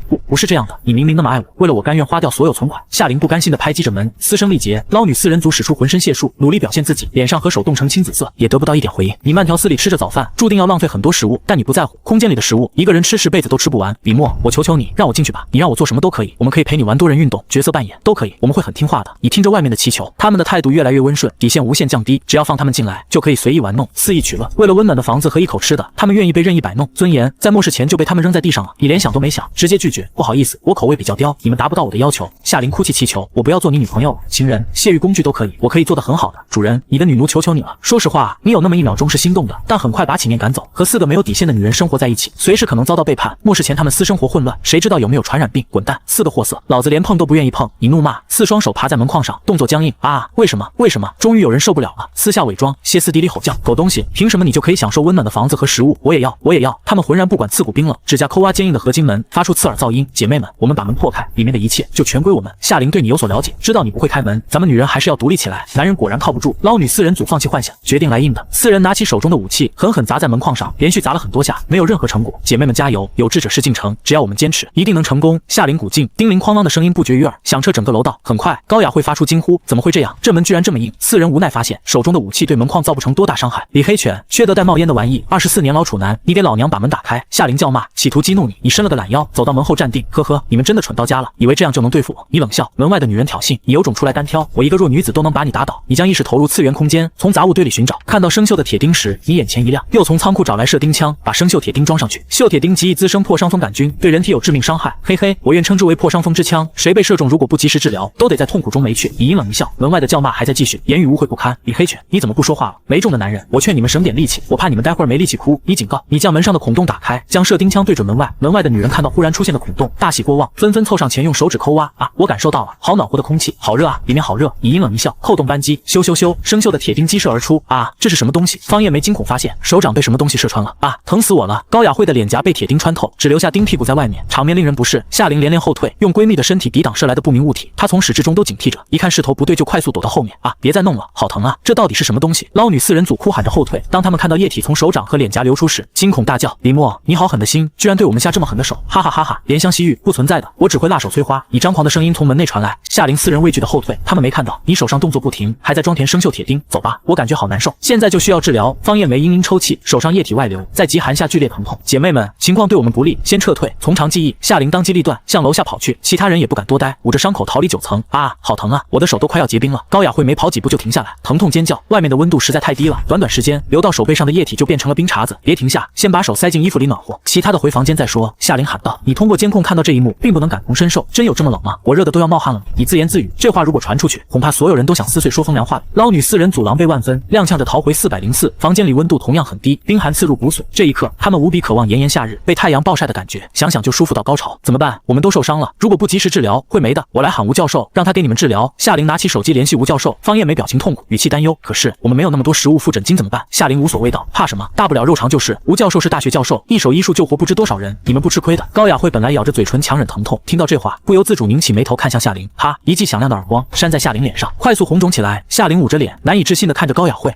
你为什么打我？高雅慧咬牙切齿，我们变成这样都是你的错，现在居然还在说风凉话。冉云和方艳梅目光悠悠盯着夏琳，对她同样有怨念。夏琳心虚地低下头，神情委屈，我怎么知道会这样吗？我也是为了大家好呀。高雅慧三人来回扫视，没在夏琳身上看到一丝伤痕，心中怒火越来越盛。你可真有心机，危险的事情让我们顶在前面，自己却什么都不干。不是这样的，我没有啊。夏琳话没说完，头发就被扯住了，痛得尖叫。冉云抬手一巴掌扇在她脸上，方艳梅抬脚狠狠踹在她大腿根上。啊，别打了，好疼！呜！夏琳哭喊着求饶，脸上不仅有巴掌印，还有指甲划出的痕迹。嘿！高雅慧一口唾沫吐在夏琳脸上，夏琳明智的选择闭嘴，生怕唾沫飞进嘴里，去把吴教授喊过来。至于诊金怎么付，那是你的事情，明白吗？高雅慧恶狠狠道。明白，明白。夏琳慌忙点头，一点犹豫都没有，生怕再次迎来好闺蜜的毒打。真是个贱人，打一顿就听话多了。高雅慧不屑嘲讽，松开一直揪着的头发。哎呦！夏琳用手捂着头皮，疼得嘴角颤抖，眼泪不由自主流下来。哪怕心中对好闺蜜极度怨恨，却不敢表现出来，只能在内心恶毒诅咒面前的3人。吴教授，我是404的夏琳，我的室友生病了，你能来看看吗？夏琳打电话，电话那头传来老者的声音，病人具体有什么症状？就是身体不舒服，你来不就知道了吗？夏琳支支吾吾，没把具体症状告诉吴教授，生怕他不愿意过来。另外，记得带药过来，我是大学老师，不是诊所的医生，家里并没有药品。我看病的规矩，想必夏女士应该有所了解吧？知道知道，你尽管过来看病，不会亏待你的。夏琳保证。吴教授挂断电话，轻叹一声，颤巍巍站起来。他今年76了，在这极寒中随时可能冻没，但还在尽最后一分力治病救人。夏琳放下手机，眉头直皱，让你来看病还磨磨唧唧，就这还大学教授，一点师德都没有，怎么样了？吴教授什么时候过来？高雅慧问。他马上就过来，你们很快就会没事的。夏琳连忙说。高雅慧3人瘫倒在沙发上，痛苦呻吟，饿得胃痛，冷得刺骨，疼得撕心裂肺，种种折磨让他们几乎发狂，很想现在就没了，一了百了。妈妈呀，活着实在是太痛苦了。安全屋里，你像没事人一样躺在沙发上看电影，对付夏琳几个娘们只是微不足道的小事，你根本没放在心上。李黑犬，我诅咒你不得好霉！捞女4人组中的高雅慧发来消息，疯狂大骂。你冷笑，只能怪你们太蠢，4个手不能提，肩不能抗的娘们就妄想来打败我，你们可笑到了极点。高雅慧浑身刺骨疼痛，情绪崩溃。那你为什么下这么狠的手？我们又没有真正伤害到你。你哈哈大笑。404这几个女人脑回路一个比一个清奇，完全以自我为中心。妈的，你们来对付我，难不成我还不能还手了？如果老子被你们制服了，会有什么后果？会比你们现在的处境更好吗？你怒斥，可是你不是没事吗？没有受到半点伤害啊！高雅慧理直气壮，你看到这句话，狠狠拍了一下自己的脑门，神色懊恼。我有什么毛病不成？为什么要和傻逼讲道理？你为什么不说话？是不是心虚了？高雅慧追问。滚，臭傻逼，懒得理你。你把手机扔到一边，不再搭理。直到傍晚，天河小区才再次通电，业主们欢天喜地在群里庆祝，随后开始煮饭，从外面挖雪烧热水，水源永远不缺了，但取水过程足以把人冻个半没。你们看，情况会好起来的，大家要相信我。张翠芳在通电后兴奋发言，搞得好像自己自己有很大功劳似的。2小时后，小区再次断电，陷入黑暗。怎么又断电了？张大妈，你出来解释一下。业主质问。张翠芳万万没想到会来这一下，不久前还在群里邀功，马上就被打脸，任业主怎么找他都装死不回应。末世第13天，蓝心丽2023年10月23日，你忍不住感叹，时间过得好慢啊！明明感觉过去至少1个月了，一算才知道只过去13天。餐桌上摆满各种食物，是你健身后特意奖励自己的。我睡醒了，叶有容发来信息，这段时间他不管做什么都会向你汇报，你大多数时候只回一个字，他温顺到可怕的地步。有一回说要小便，你没回应，他憋了5个小时，直到你允许才去。从此你至少都会回一个字，我送点吃的给你。异能白光闪过，一只烤鸡出现在叶有容的房间里。你们有没有布洛芬胶囊？我得了重感冒，缺少药物治疗。有业主在群里求助，群里宛如死寂，没有任何回应。现在业主们很少在群里聊天了，基本都是求助，但能得到回应的很少很少。13天前末世还没来时，群里还有大量人聊天吹水，说家长里短。现在再也没有闲聊的心情。得了重感冒的业主等待许久，没得到回应。你们怎么可以这样？邻里之间不是应该互帮互助吗？他愤怒呐喊，换来的是邻居们嘲讽的声音。你也知道互帮互助，我帮你了，你能帮我什么？你这样想太市侩了，随你怎么想，是快就是快吧。人本来就是自私的，这个道理你不会现在才知道吧？白活这么多年了，两人的对话没掀起波澜。很快又有人在群里求助，吴教授，我老婆意识模糊，体温很低，您可不可以来看看？好，我现在就过去。吴教授是京海医科大学退休教授，医术惊人。这些天为了一口吃的，开始有肠胃楼栋居民看病诊金，1袋方便面或面包，整栋楼只有他一个医生，谁都不敢得罪他。吴教授，您德高望重，求您给我看看病吧，我真的好难受。重感冒业主向吴教授求助，据他所知，吴教授以前在小区捡垃圾，无偿打扫卫生，是个好人。我已经说了，重感冒有药就能治，没药我也没办法。你是医生，你一定有办法的，或者你给我一些药啊。吴教授没再回消息，他是大学教授，不是医生，即使是医生，也不会在家里囤积大量药品。他家里的药早就分给邻居们了。我已经4天没吃过一口东西，你们谁能借我一点吃的？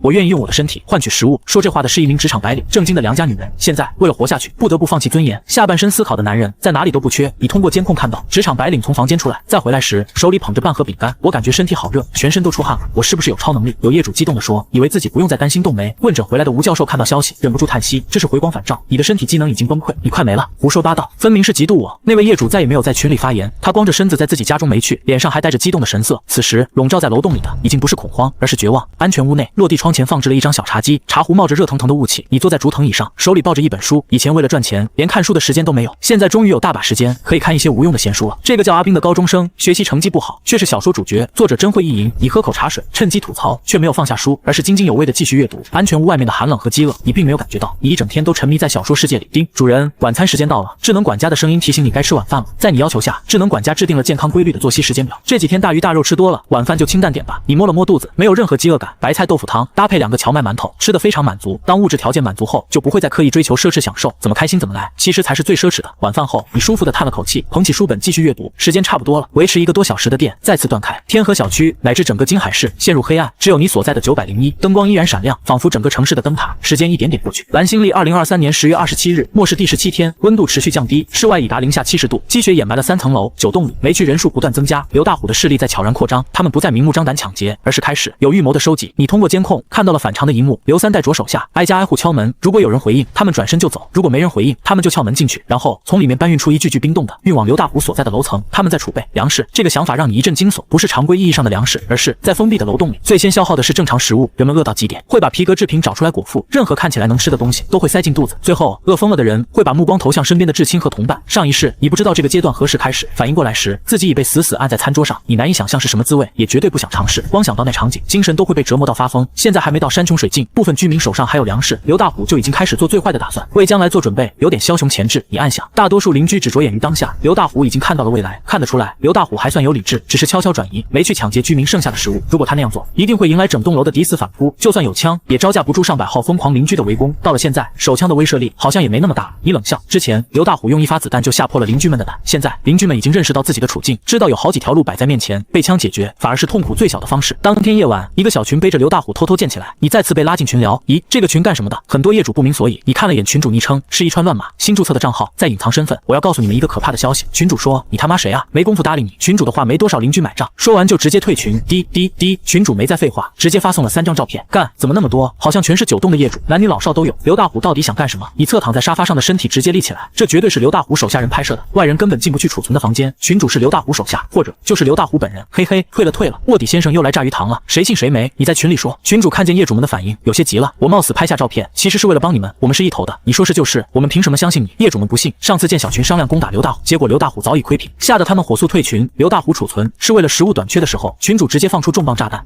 卧槽，我他妈光是看到文字就想吐。业主们被震得头昏脑胀，本来打算退群的都停下了。你看着群消息，冰冷一笑，你们迟早也会加入的。群主很快公布了另另一个重磅消息，刘大虎下一步的目标就是把活人变成没的，然后存起来。老天啊，我居然要成为口粮，疯了！刘大虎已经疯了。整个九栋，所有饥寒交迫的人们从床上起身，难以置信地看着群消息。现在应该相信我了吧？但凡是个正常人都不会站在刘大虎那边。群主彰显存在感，博取信任。你想让我们怎么样？联合起来，共同对付刘大虎，把这个恶魔赶出九栋。群主号召，你感觉自己好像发现了亮点。群主不是在刘大虎身边吗？直接一刀解决了他就是。对啊，李默说的太有道理了，此言大善，可以一举解决刘大虎这个疯子。业主们无脑附和，只要不让他们站出来，他们1万个愿意。群主一脑门子黑线，自己偷偷建群，就是要利用业主们对付刘大虎，结果又给绕回来了。刘大虎身边守卫重重，我很难找到机会。群主解释，你立刻出谋划策，你可以联络其他人一起行动吗？你刚不是还说，只要是个正常人都不会站在刘大虎那边吗？是啊，我觉得你说的对啊。业主们继续附和，匿名群主呼吸不畅，直接撂挑子不干了。操，一群臭傻逼，你们等没吧？群主直接解散了群聊，留下一脸懵逼的业主们，哈哈哈哈，直接逼反了反抗军首领。刘大虎得力助手加1，我真是个小天才。你并不在乎业主和刘大虎谁输谁赢，你就是个看热闹的。很快，业主胡元再次建起小群，之前那位匿名群主被拉进来后，直接选择退群。臭傻逼们，拜拜了您嘞！业主们这下傻眼了，完蛋，唯一知道刘大虎内部情况的人拒绝配合我们。李默，你简直荒谬，几句话就把重要人物赶跑了。有人指责你，你顿时不干了，在群里回怼，把卧底逼反，好像是大家一起的功劳吧？这个功劳我可不独占。好了，现在最重要的是对付刘大虎，他一日不没，我们全部都有危险。胡元生怕你再把小群捣散，连忙打圆场。业主朋友们，现在情势严峻，我们必须团结起来，干翻恶魔刘大虎。胡元号召，胡老板说的对啊，再不干翻刘大虎，你们就要没了。你语气轻松的发言，你说的是你们。众位业主一时间没看出语句中的毛病，胡元这回紧迫感比上次多了10倍不止，为此不惜拿出自己的存粮来激励业主们。我承诺，所有参与攻打刘大虎势力的人，事前可以获得1块饼干。胡元咬牙道。业主们眼前一亮，下意识吞咽唾沫。事后呢？你追问，胡元死盯着你的头像，气得牙痒痒。你不会说话就别说，事后有屁的饼干，有血团子你要不要？对啊，胡老板刚才只说了事前饼干，事后的报酬应该更多吧？业主们追问，胡元硬着头皮，打败刘大虎之后，大家可以参与分配他的物资。业主们想了想，没再贪心，毕竟打倒刘大虎是所有人共同的诉求。我报名，我也来，算我一个。所有人纷纷响应，只有你在这个时候选择潜水，关我屁事。很快，业主们就发现你还没有表态。李默，你怎么回事？到现在都没有报名参与，我算是看明白了，这位小兄弟就是干啥不行，拆台第1名。业主们发现你在群里活跃，对人对得很带劲，但自从饥寒降临后，就没看到你的人影，这就更让他们不爽了。凭什么你躲在房间里，让我们顶在前面冲锋陷阵？业主们对你不满越发严重，有人忍不住开口嘲讽，则某些人真是会浑水摸鱼，从来只想着偷偷占便宜。彩票中奖3000万又如何？现在这种掉情况，想花都花不出去，真是笑死了！哈哈哈！你不说我都忘了这件事，3000万恐怕得烂在手里，连厕纸都不如。你笑盈盈的看着业主们的嘲讽，没有丝毫生气。一群沙雕，老子钱早就花光了。胡元气的鼻孔都要冒烟了。又是这样，我们是在讨论攻打刘大虎的事情，怎么又双若卓岔开话题了？再说一遍，我们要团结起来，一致对外。我们的敌人是刘大虎。胡元怒吼：是啊，李默，我们应该一起上，不要老想着躲在后面。有人附和，你淡淡道：别我们的，我和你们不一样。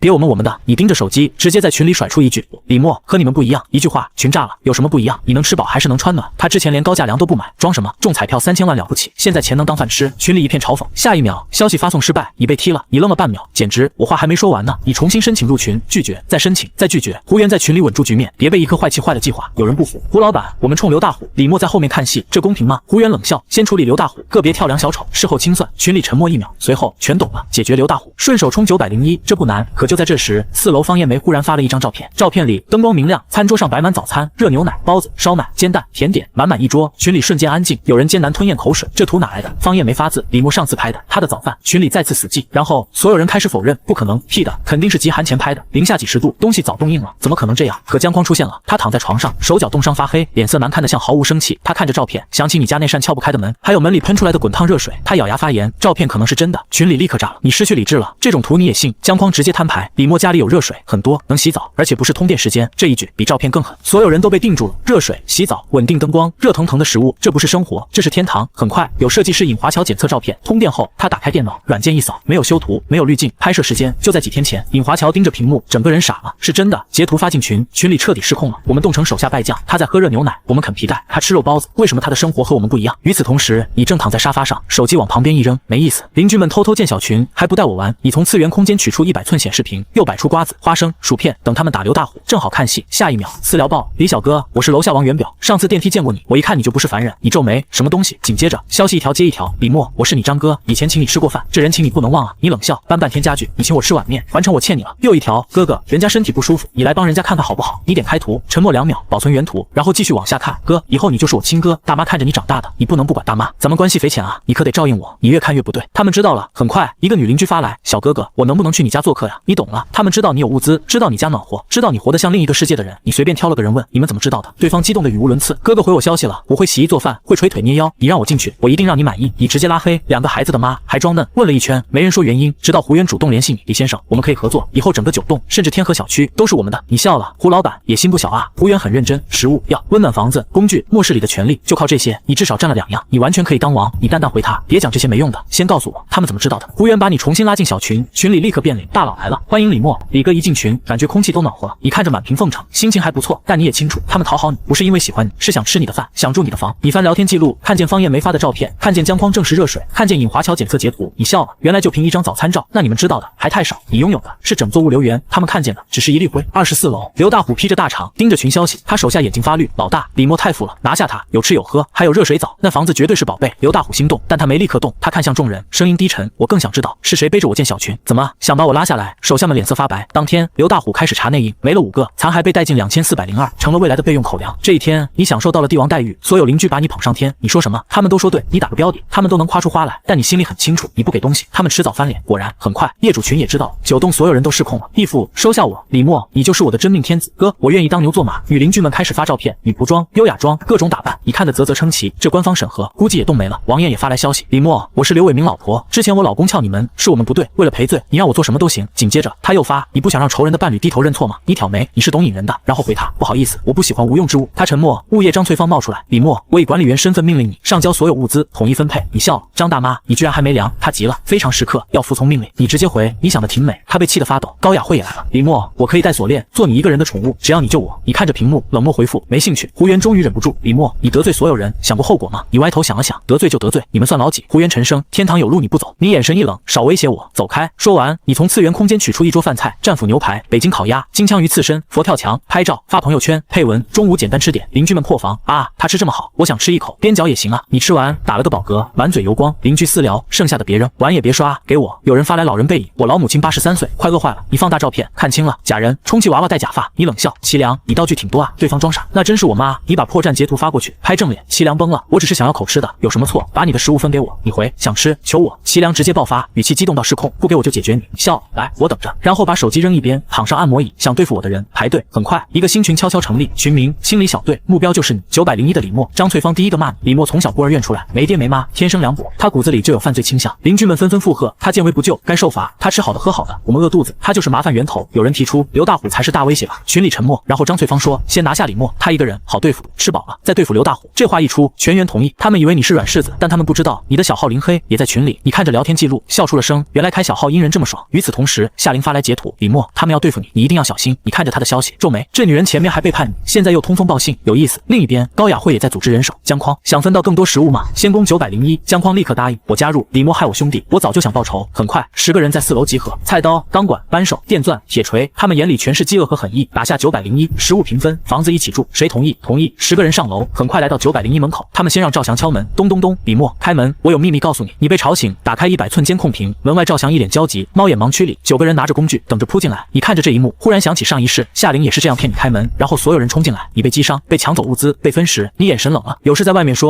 赵翔急了，你先开门，你嗤笑，你当我糊涂？夏琳躲在旁边，忽然想起一件事，你以前说过会把备用钥匙藏消防栓里。他打开消防栓，果然一把钥匙躺在那里。夏琳呼吸急促，真的有钥匙。他拿起钥匙插进锁孔，脸上浮现扭曲笑容。李默，不要怪我，是你的破绽太明显。啪嗒，钥匙转了，门没开。夏琳笑容僵住，怎么可能？你看着监控，笑出了声。那钥匙是你故意留的，锁孔也是伪装。901真正的门是电子锁，钥匙毫无用处。夏琳立刻慌了，李默，你听我解释，我只是想进去帮你。你只回了2个字，糊涂。赵翔听见女神被骂，立刻情绪上头。李默，你怎么敢骂夏琳？你回更糊涂。赵翔破防，拿起铁锤砸门，砰，铁锤反弹，他虎口裂开，金色液体直流。这是什么门？高雅慧等人不藏了。李默，你被包围了，现在投降还来得及。你喝着冰可乐，语气懒散，我好怕，求你们别砸门。赵翔冷笑，现在后悔晚了。砰，他一锤砸下去，门上连划痕都没有，反正直接让他痛呼。你站起身，差不多了。白光一闪，弓弩出现在手里，你走到门后，对准孔洞，咻，第一箭命中1人要害，那人倒地，门外瞬间炸了，什么东西？咻，第2箭击中赵翔颈侧，他瞪着眼，捂着喉咙，金色光点从嘴角涌出，发不出声。你继续装甜，咻咻咻，3箭连发，又3人倒下。方艳梅尖叫着逃，不要对付。咻，箭从背后击中，他扑倒在地，眼泪刚流出来就结成冰。10个人瞬间倒了5个，剩下的人崩溃。李默，我们错了，我什么都没干。你声音平静，早些结束早解脱，我也是为你们好。门外幸存者头皮发麻，这话比剑还冷。你看监控，夏琳、高雅慧、冉云3人蹲在门边，躲在孔洞视野盲区。你笑了，以为我看不见，整栋楼都是我的眼睛。你从次元空间取出电源箱，接线、调压、导线碰上合金门，门外3人瞬间僵住了，他们身体抽搐，失去行动能力，地面很快出现水渍。夏琳靠得最外，接触面积小，他拼命挣扎，终于脱离电流，全身狼狈，连滚带爬逃下楼。险地，这里是险地，你冷冷看着他逃跑，命还挺大。高雅慧和冉云没那么好运，电流持续良久，你松开导线，两人僵硬倒地，气息没了。你看着门外倒下的人，毫无波澜，自己选的路，跪着也得走完。夏琳逃下楼，遇见姜匡，姜匡暴怒，这就是你们的万全计划，老子差点没了。夏琳精神崩溃，尖叫乱抓，姜匡脸被划出金色液体，他火气上来了，一脚把夏琳踹下楼。夏琳滚下楼梯，痛呼几声后没了动静。姜匡冷声，这年头心里麻烦不用负责，老子想干什么就干什么。下一秒，楼上传来大量脚步声，邻居大部队来了。姜匡脸色一变，赶紧上楼会合。你站在门后，今天还挺忙，又来一批送走的。邻居们来到9层，看见满地倒下的人，全傻了。姜匡跑来表中心，刚才我们帮你们试探过了，901防御很强。王元表冷笑，你们想先吃独食，结果失败，现在又想分战利品。姜匡急了，我有情报。胡元开口让他说。姜匡咽了口唾沫，李默有弓弩，众人立刻后退。你怎么不早说？姜匡继续，他还有热水，可以从门洞喷出来。胡元立刻下令找东西堵口，堵住洞，他就没办法了。王元表一拍大腿，妙啊！他嘲讽姜匡，这么简单都想不到，你们真是一群弱者。姜匡悠悠看着他，我还没说完。王元表不耐烦，闭嘴！几人拿布团去堵孔洞，你在门内听完，打开电源，电压拉满。两人刚靠近，身体瞬间僵住，焦糊未出现。姜匡这才慢悠悠说，门上有高压电。王元表暴怒，你怎么不早说？姜匡很委屈，你让我闭嘴的。胡元脸色难看，先撤到10层，邻居们退走，你看着监控，铁嘴，这就跑吗？我还没热身。他们退到楼上，开始找工具，你懒得看。下一轮玩点大的，你在次元空间里搜，弓弩、液弹、喷火器、手枪都能解决人，但范围不够，你要一次照顾所有邻居。很快，你找到农业区，一箱箱除草剂，你笑了，好东西。门外很快再次聚集，他们拿木板挡弩箭，戴绝缘手套堵住孔洞。胡元远远喊，李默，现在谈还来得及，你交出物资和房子，以后你就是团队2把手。你回。王元表急了，你要什么？胡老板给你这么优厚条件，你还装？你懒得理。与此同时，你往902传水，之前你已把对门叶有荣所在的房子用冰封住客厅和阳台，防止敌人从902绕进来。902里，叶有荣紧张发消息，李默，他们好多人，我怕。你回房间，我封住客厅。他立刻听话，冰层很快填满902客厅与阳台，你彻底没后顾之忧。然后你穿上防护服，戴上防毒面具，撕开一包包除草剂，倒进喷药机器。小天，打开安全屋外接管道。好的，主人。喷头从管道伸到门外天花板附近，门外众人还在砸墙，砸不动。胡元摸到墙体，脸色一变，金属。他低声抱怨了一句，情绪彻底崩了。找硫酸。你在门内插话，硫酸我有啊。胡元脸黑，你觉得你很幽默？你按下开关，嗡，浓稠农药物喷洒而出。门外有人疑惑，下雨了，味道好难闻，这是农药？怕什么？水果蔬菜上都有残留，你是不是糊涂？稀释10000倍和原液能一样。很快有人开始呕吐，接着一个接一个，所有人出现反应，头晕、恶心、腹痛，有人倒地抽搐。好，我们中毒了。李默，求你停手，你关掉机器，喷完收工。短短几十秒，9层空了，地上只剩倒下的人。邻居们逃到楼上，吴厚德被请来，他闻到刺鼻农药味，摇头，又是901那年轻人，他给人简单处理，但没药，中毒深的，只能等着结果。有人哭着求他，吴教授救我。吴厚德叹气，我没有抗毒药，对不起。那人眼里满是悔恨，我为什么要去招惹那个麻烦人物？吴厚德离开时，心里对你更好奇，心狠不代表不可靠，也许那东西能交给他。农药没有解决所有人，尹华侨撑着站起来，拿起斧头，我要拿下李默。其他人眼里全是不甘，报仇，收拾他。你通过监控看见，拿起苹果咬了一口，另一只手装填弩箭，来继续送。尹华侨刚露头，咻，箭中肩膀，他惊骇抬头，咻，第2箭入要害，倒地，又3人中箭，剩下的人拿木板挡。你冷笑，记性真差。门上有电，两人靠近孔洞，瞬间被电住，又倒。你啃着苹果，声音淡淡传出去，还有谁？楼道死寂。半小时后，王元表全副武装回来，李木板、绝缘手套。李默，这回你能奈我何？你打开银白色箱子，2把手枪躺在里面，你刚准备开保险，扑通，王元表自己倒了，农药毒素发作，口中泛沫，失去控制，救我！你挠头，人都快没了，还开玩笑。王元表气得差点断气。你啃完苹果和精准丢进垃圾桶，一路走好。这一天后，9栋彻底安静，邻居们终于意识到901不是房子，是堡垒。业主群里，他们开始骂你，李默，你出手太狠，你不会有好下场，所有人受苦，就你吃好的喝好的。你躺在沙发上打游戏，随手回复你们来抢我，被我打退，然后说我有错，你们的脸呢？没人说得过你。有人又来私聊，我女儿和我快乐坏了，只要你给口吃的，我们母女俩就听你的。照片发来，母女花。你反手搜索图片网图，你冷笑，齐良，这是你小号吧？对面沉默，然后居然承认，你还挺聪明。你无语，你一个肥宅拿网图片吃的。齐良崩溃，我真的饿啊，我还有偷拍资料，可以换吃的吗？你回，走开。齐良看着屋里的硅胶娃娃，眼睛发直，最后一口咬了上去。晚上你吃青菜粥，不饿，但按时吃饭健康。吃到一半，有人加你好友，头像是个穿白大褂的老人。901的李默，我是吴厚德，可以聊聊吗？你通过，有事。吴厚德问，你提前准备这么充分，是收到消息了吗？你反问，这种事还能提前知道？吴厚德沉默片刻，降温2天后，我从老友那里知道一些研究成果，但那时已经晚了。你心里一动，国家会救援吗？吴厚德发来一句，已经没有国家了。你盯着屏幕，你再说一遍。核心政要和大量精英已经坐飞船离开蓝星。你呼吸一滞，整个世界像被砸穿。吴厚德继续，几个大国都进入无政府状态，不会有救援，想活只能靠自己。你握紧手机，他们去哪了？太阳系内漂流，等级冰彗星影响减弱，蓝星温度回升，他们会回来。飞船维生系统大概能撑30年。你冷冷盯着屏幕，30年后他们还想回来继续统治。吴厚德，理论上是。你笑了，笑意冰冷，那就别回来了。如果我还活着，我不会再接受他们的统治。吴厚德看到你的回复，笑了，年轻人底气很足啊。你查了吴厚德，金海医科大学教授，哈佛荣誉教授，科学院院士。士，生物学领域学科带头人，数十项专利，你看傻了？老吴，你这种级别的人怎么住天河小区？无后得回，虚名，我就是个退休老头。你问你没传票？有，但不能转赠，我没要。你沉默，然后发了个大拇指，您是圣人。你问他缺不缺粮？他说不缺。你问防寒物资？他说还能撑。他又说如果可以，也许可以帮帮邻居。你笑，老吴，我真不是圣母，无后得没再劝，不圣母挺好，能活久。雪停了，你想起上一世，雪停2天后，你外出找食物，被天外石头砸中，那就是神之碎片。这一世如果再去同一地点，会不会再有？你决定出门，先检查装备，防寒服、羽绒服、手套、防弹衣、头盔、雪地摩托，以全副武装走出901。小天，开门，安全屋门打开，饥寒灌入，你打了个寒战，真冷。楼道里金色能量冻成坚冰，残骸还在，邻居们躲在门缝后看你，没人敢动。你走出楼栋，小区各栋居民都看见了，他要出去，失去理智了吧？零下90度，穿再多也得没。你抬头冲他们竖起中指，有人骂你，但不敢出来。你走到隐蔽处，取出雪地摩托，轰，摩托冲出小区，所有人震惊，他真出去了，还活着，是不是温度回升了？一群人被你误导，以为自己也行，你懒得管，他们要没随便。北门街广场，你停下，这里就是上一世被神之碎片砸中的地方。你坐下等很久，没有任何动静。你抬头看天，看来我不是穿越平行世界，我是真的重生。这个结论让你心口一松。那些对付你的邻居，就是这一世被你清算的人，他们不冤。你起身，顺路去超市，货架上还有不少冻坏的商品。你一挥手，整层货架消失，3楼、4楼、5楼全收，无主物资，不要白不要。你一路扫荡，骑着雪地摩托继续深入城市。途中，你看见幸存者躲在窗后求救，你没停。上一世农夫与蛇的结局，够你记一辈子。万达商场前，你停下，地面不对，太平整，像被人处理过。你立刻警觉，白光覆盖全身。下一秒，绳索从雪下弹起，你及时后撤。3个人从雪里钻出来，年轻人孙浩拿斧头，笑得嚣张。此山是我开，此树是我栽。你看着他，万达你家开的。孙浩大笑，以前不是，现在是了。你淡淡说，那我走。身后又站出一人，堵住退路，想走，晚了。你掏出手枪，猜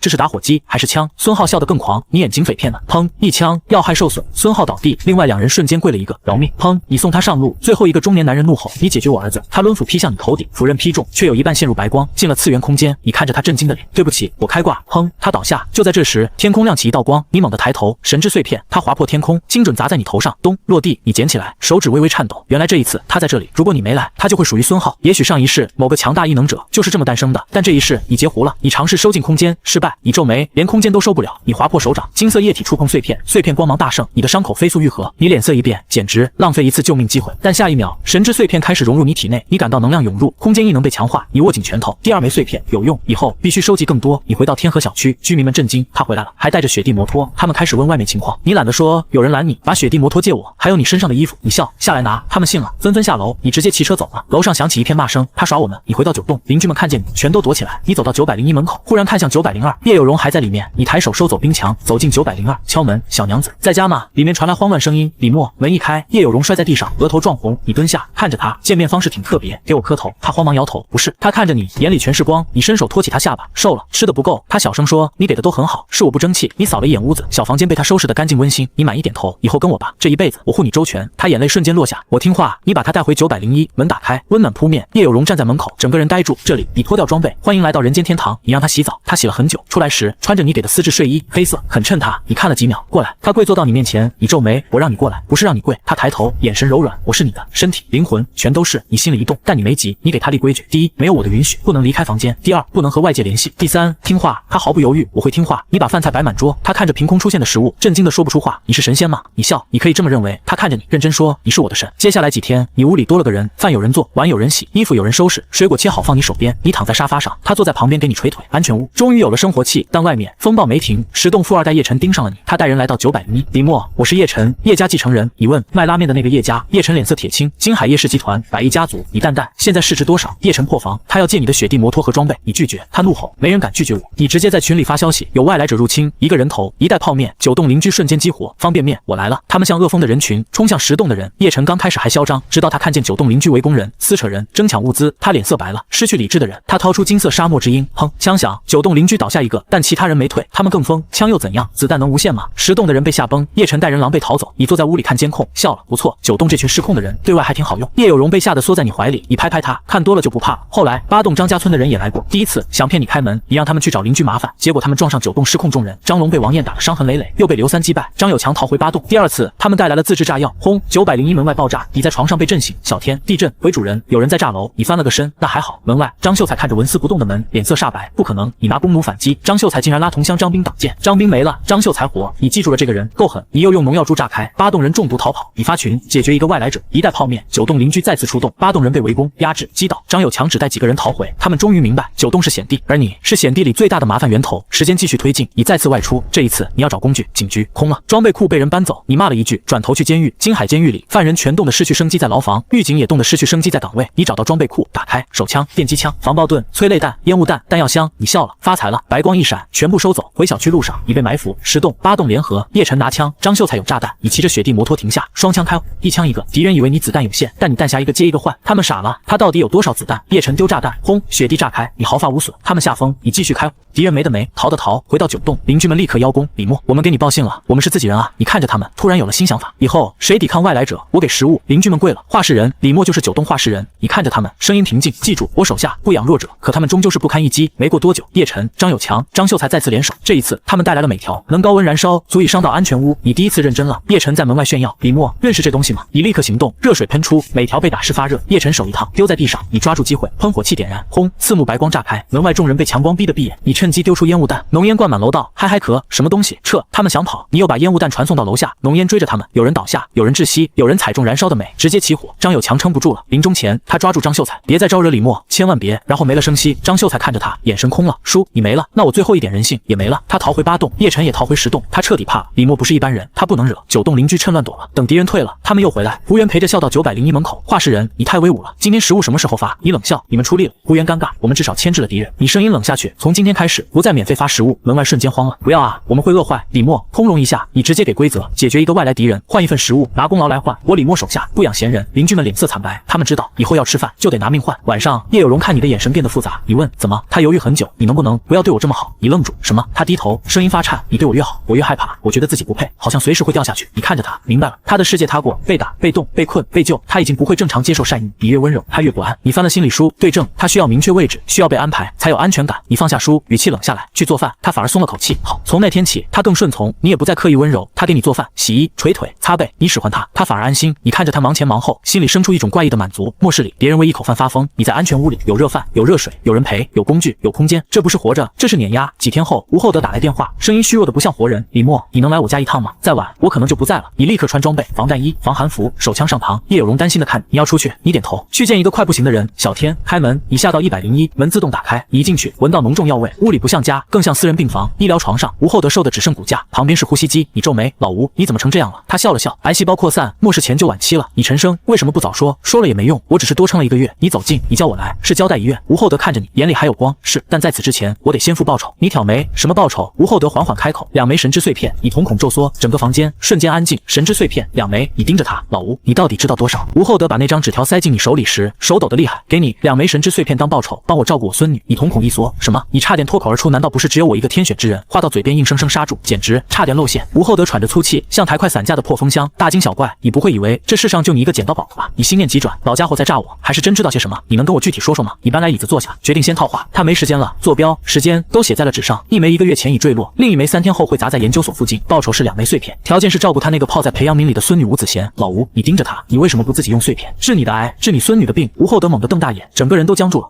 你说什么？你不知道？你嗤笑一声，骗你很好玩吗？那玩意儿能治一切伤，没了的人也能拉回来。老人的脸瞬间涨红，接着是灰败。当真，当真。他喃喃着子贤有救了，然后尴尬的看向你。报酬能减成1枚吗？你低头看他，怎么自己不需要？他苦笑，我这样子怕是撑不到去找了。你沉默了几秒，帮你找，我一点好处都捞不到。你跟这老头认识不久，跟他孙女更是面都没见过。但你等着，你站起身，我去帮你取。吴厚德定定看着你，笑了，呵呵呵，我没看错人。你狡猾冷酷，但心里有道义，就当交个朋友。你摆摆手，我这人缺朋友。做出决定，心里反而一松，来不及了。吴厚德缓缓闭上眼睛，气息微弱下去。咱们认识的有些晚啊。他攥着纸条的手松开了。你轻叹一声，拿起纸条，上面是2个坐标。老吴，放心，哪怕只找到1枚，那也是你孙女的。回到901，叶有荣看你脸色沉得吓人，小心凑过来。怎么了？过来。你一把将他拉进怀里，嗅着他发间的清香。我朋友走了。叶有荣身体一僵，抬手轻抚你后背，想了半天，憋出一句，要不你拿我出气吧，发泄一下，也许好受点。你看着怀里这女人视死如归的样，气笑了。我真不是变态。门外的脚步声打断你们。刘三那家伙提着2颗金光淋漓的人头在门外邀功。李哥，我拿到另外楼栋的人头了。你打开监控，冷冷道，干得不错，明天给你2人份食物，谢谢李哥。李哥万岁。刘三屁颠走了，训话的差不多了。很快，其他楼栋的问候来了。11栋楼长交清加你好友，上来就兴师问罪，你们9栋的人袭击我们11栋居民，丧尽天良。哦，你想报仇？你语气平淡。交青立马怂了，我不是这意思，但受害者家属需要补偿，无穷比现。你想要什么？很简单，赔偿物资，以后每天提供9人份食物，直到家属没了。还有你那辆雪地摩托也很合适。你直接气笑了，走开！你冷声道，我一毛不拔，你能拿我怎样？说完直接挂断，转头就在9栋群里添油加醋。亲爱的邻居们，11栋楼长交青扬言要把凶手彻底清除，你们可得小心点。群里瞬间炸了。李老大，你不能抛弃我吗？那交青包藏祸心，想破坏我们团结。你看着这帮怂货的表演，嘴角勾起冷笑。放心，你在群里打字，谁是自己人，我分得清。我绝不会放弃你们任何一个。是的，一个都不会放过。第二天，你直奔吴厚德的生物研究所0号实验室，大门紧闭，老吴走前设了锁，营养液耗尽前，从外面打不开。你正琢磨怎么进去，外面传来嘈杂人声，5个膀大腰圆的汉子拎着电锯走过来。狗哥，这次带了电锯，钢铁门也能锯开。黑狗帮，你眼神一冷，不能让他们破坏实验室。你从暗处走出，朋友，这里是黑狗帮地盘，为首那个披着皮草、叼着雪茄的狗哥斜眼看你，谁让你来的？我无意与黑狗帮为敌。你平静道，这里是我朋友的地方，你们不能搞破坏。狗哥愣住，和手下对视一眼，突然爆发出哄堂大笑，哈哈哈哈！他说和这大楼的主人是朋友，白日做梦。笑声戛然而止，狗哥猛地收起笑容，语气森寒，怎么什么人都敢负我黑狗帮面子？信不信我收拾了你？你心底盘算，对上黑狗帮不怕，但怕殃及实验室。你们老大在哪？我想和他做笔交易，就凭你也想见我们帮主？狗哥扬起轰鸣的电锯，嚣张的指向你，选条胳膊还是大腿？2选1。呵，你懒得废话了。下一刻，一把95式突击步枪凭空出现在你手中，对面5人脸色巨变。天哪，枪哪来的？我投降！砰砰砰砰砰，枪口火舌喷吐，子弹击中几人身躯，金色液体在低温中瞬间凝结成冰。狗哥跪地疯狂磕头，求求你，我知道错了，饶了我吧！你面无表情，后动扳机，最后一个活口倒地，好好说话不听，非逼我动手。你打个响指，白光闪过，残骸和金色液体消失无踪，清理痕迹，希望黑狗帮别再来了。手机突然震动，沉寂已久的租客群弹出一条条求救信息，是房东张玉叶，你们谁还在线？帮我一下，我遇到麻烦，谁来帮我？我送10套房产。群里死寂，除了你。你想了想，当初他爽快卖房，你才有了安全屋。房东，你遇到什么麻烦？视频立刻接通，张玉叶脸色潮红，呼吸急促，眼神迷离。我今天外出取雪化水，喝下去身体就发烫。门外有一伙人想破门，你皱眉听着，同时听到门外模糊的威胁声。太太，你中的是强力迷药，没有人帮你缓解，你会撑不住的。我们黑狗帮行事一向如此，太太你以后就习惯了。黑狗帮，张玉叶声音带着哭腔，休想，我想不开也不会让你们得逞。门外狂笑，等药力完全发作，你会彻底失控，跪下来求我们，哈哈哈！我们先回去吃饭，给你2小时考虑。通话挂断，你立刻问房东，你家住哪？张玉叶迟疑了，不，你别来了，这女人到这时候还这么保守。张姐，你确定黑狗帮的人回来你就危险了，不方便。她咬着嘴唇，挂断电话。你看着手机，摇头，行，你倔。你骑上雪地摩托，前往老吴纸条上另一个坐标天井别墅区。刚到地方，就看见3个男人骂骂咧咧走向一栋别墅。等会3当家先进去，我排老2。凭啥？那女人是我先发现的。你眯起眼，巧了，正是给张玉叶下药那伙人。他们走到16号别墅门前，正是你坐标显示的位置。神之碎片就坠落在附近。手机响了，为首那个3当家接听，脸色大变。什么？老5失踪了？先回去议事，要开战了。几人匆匆离开。你走到16号别墅门前，敲了敲门。李默，真的是你？张玉叶通过猫眼确认，连忙开门。一进屋，你就看到他状态不对，粉面桃腮，杏眼朦胧，双腿紧紧并拢，地板上有滩透明水渍。他呼吸急促，鼻尖冒汗，整个人像熟透的果子，轻轻一碰就仿佛要失控。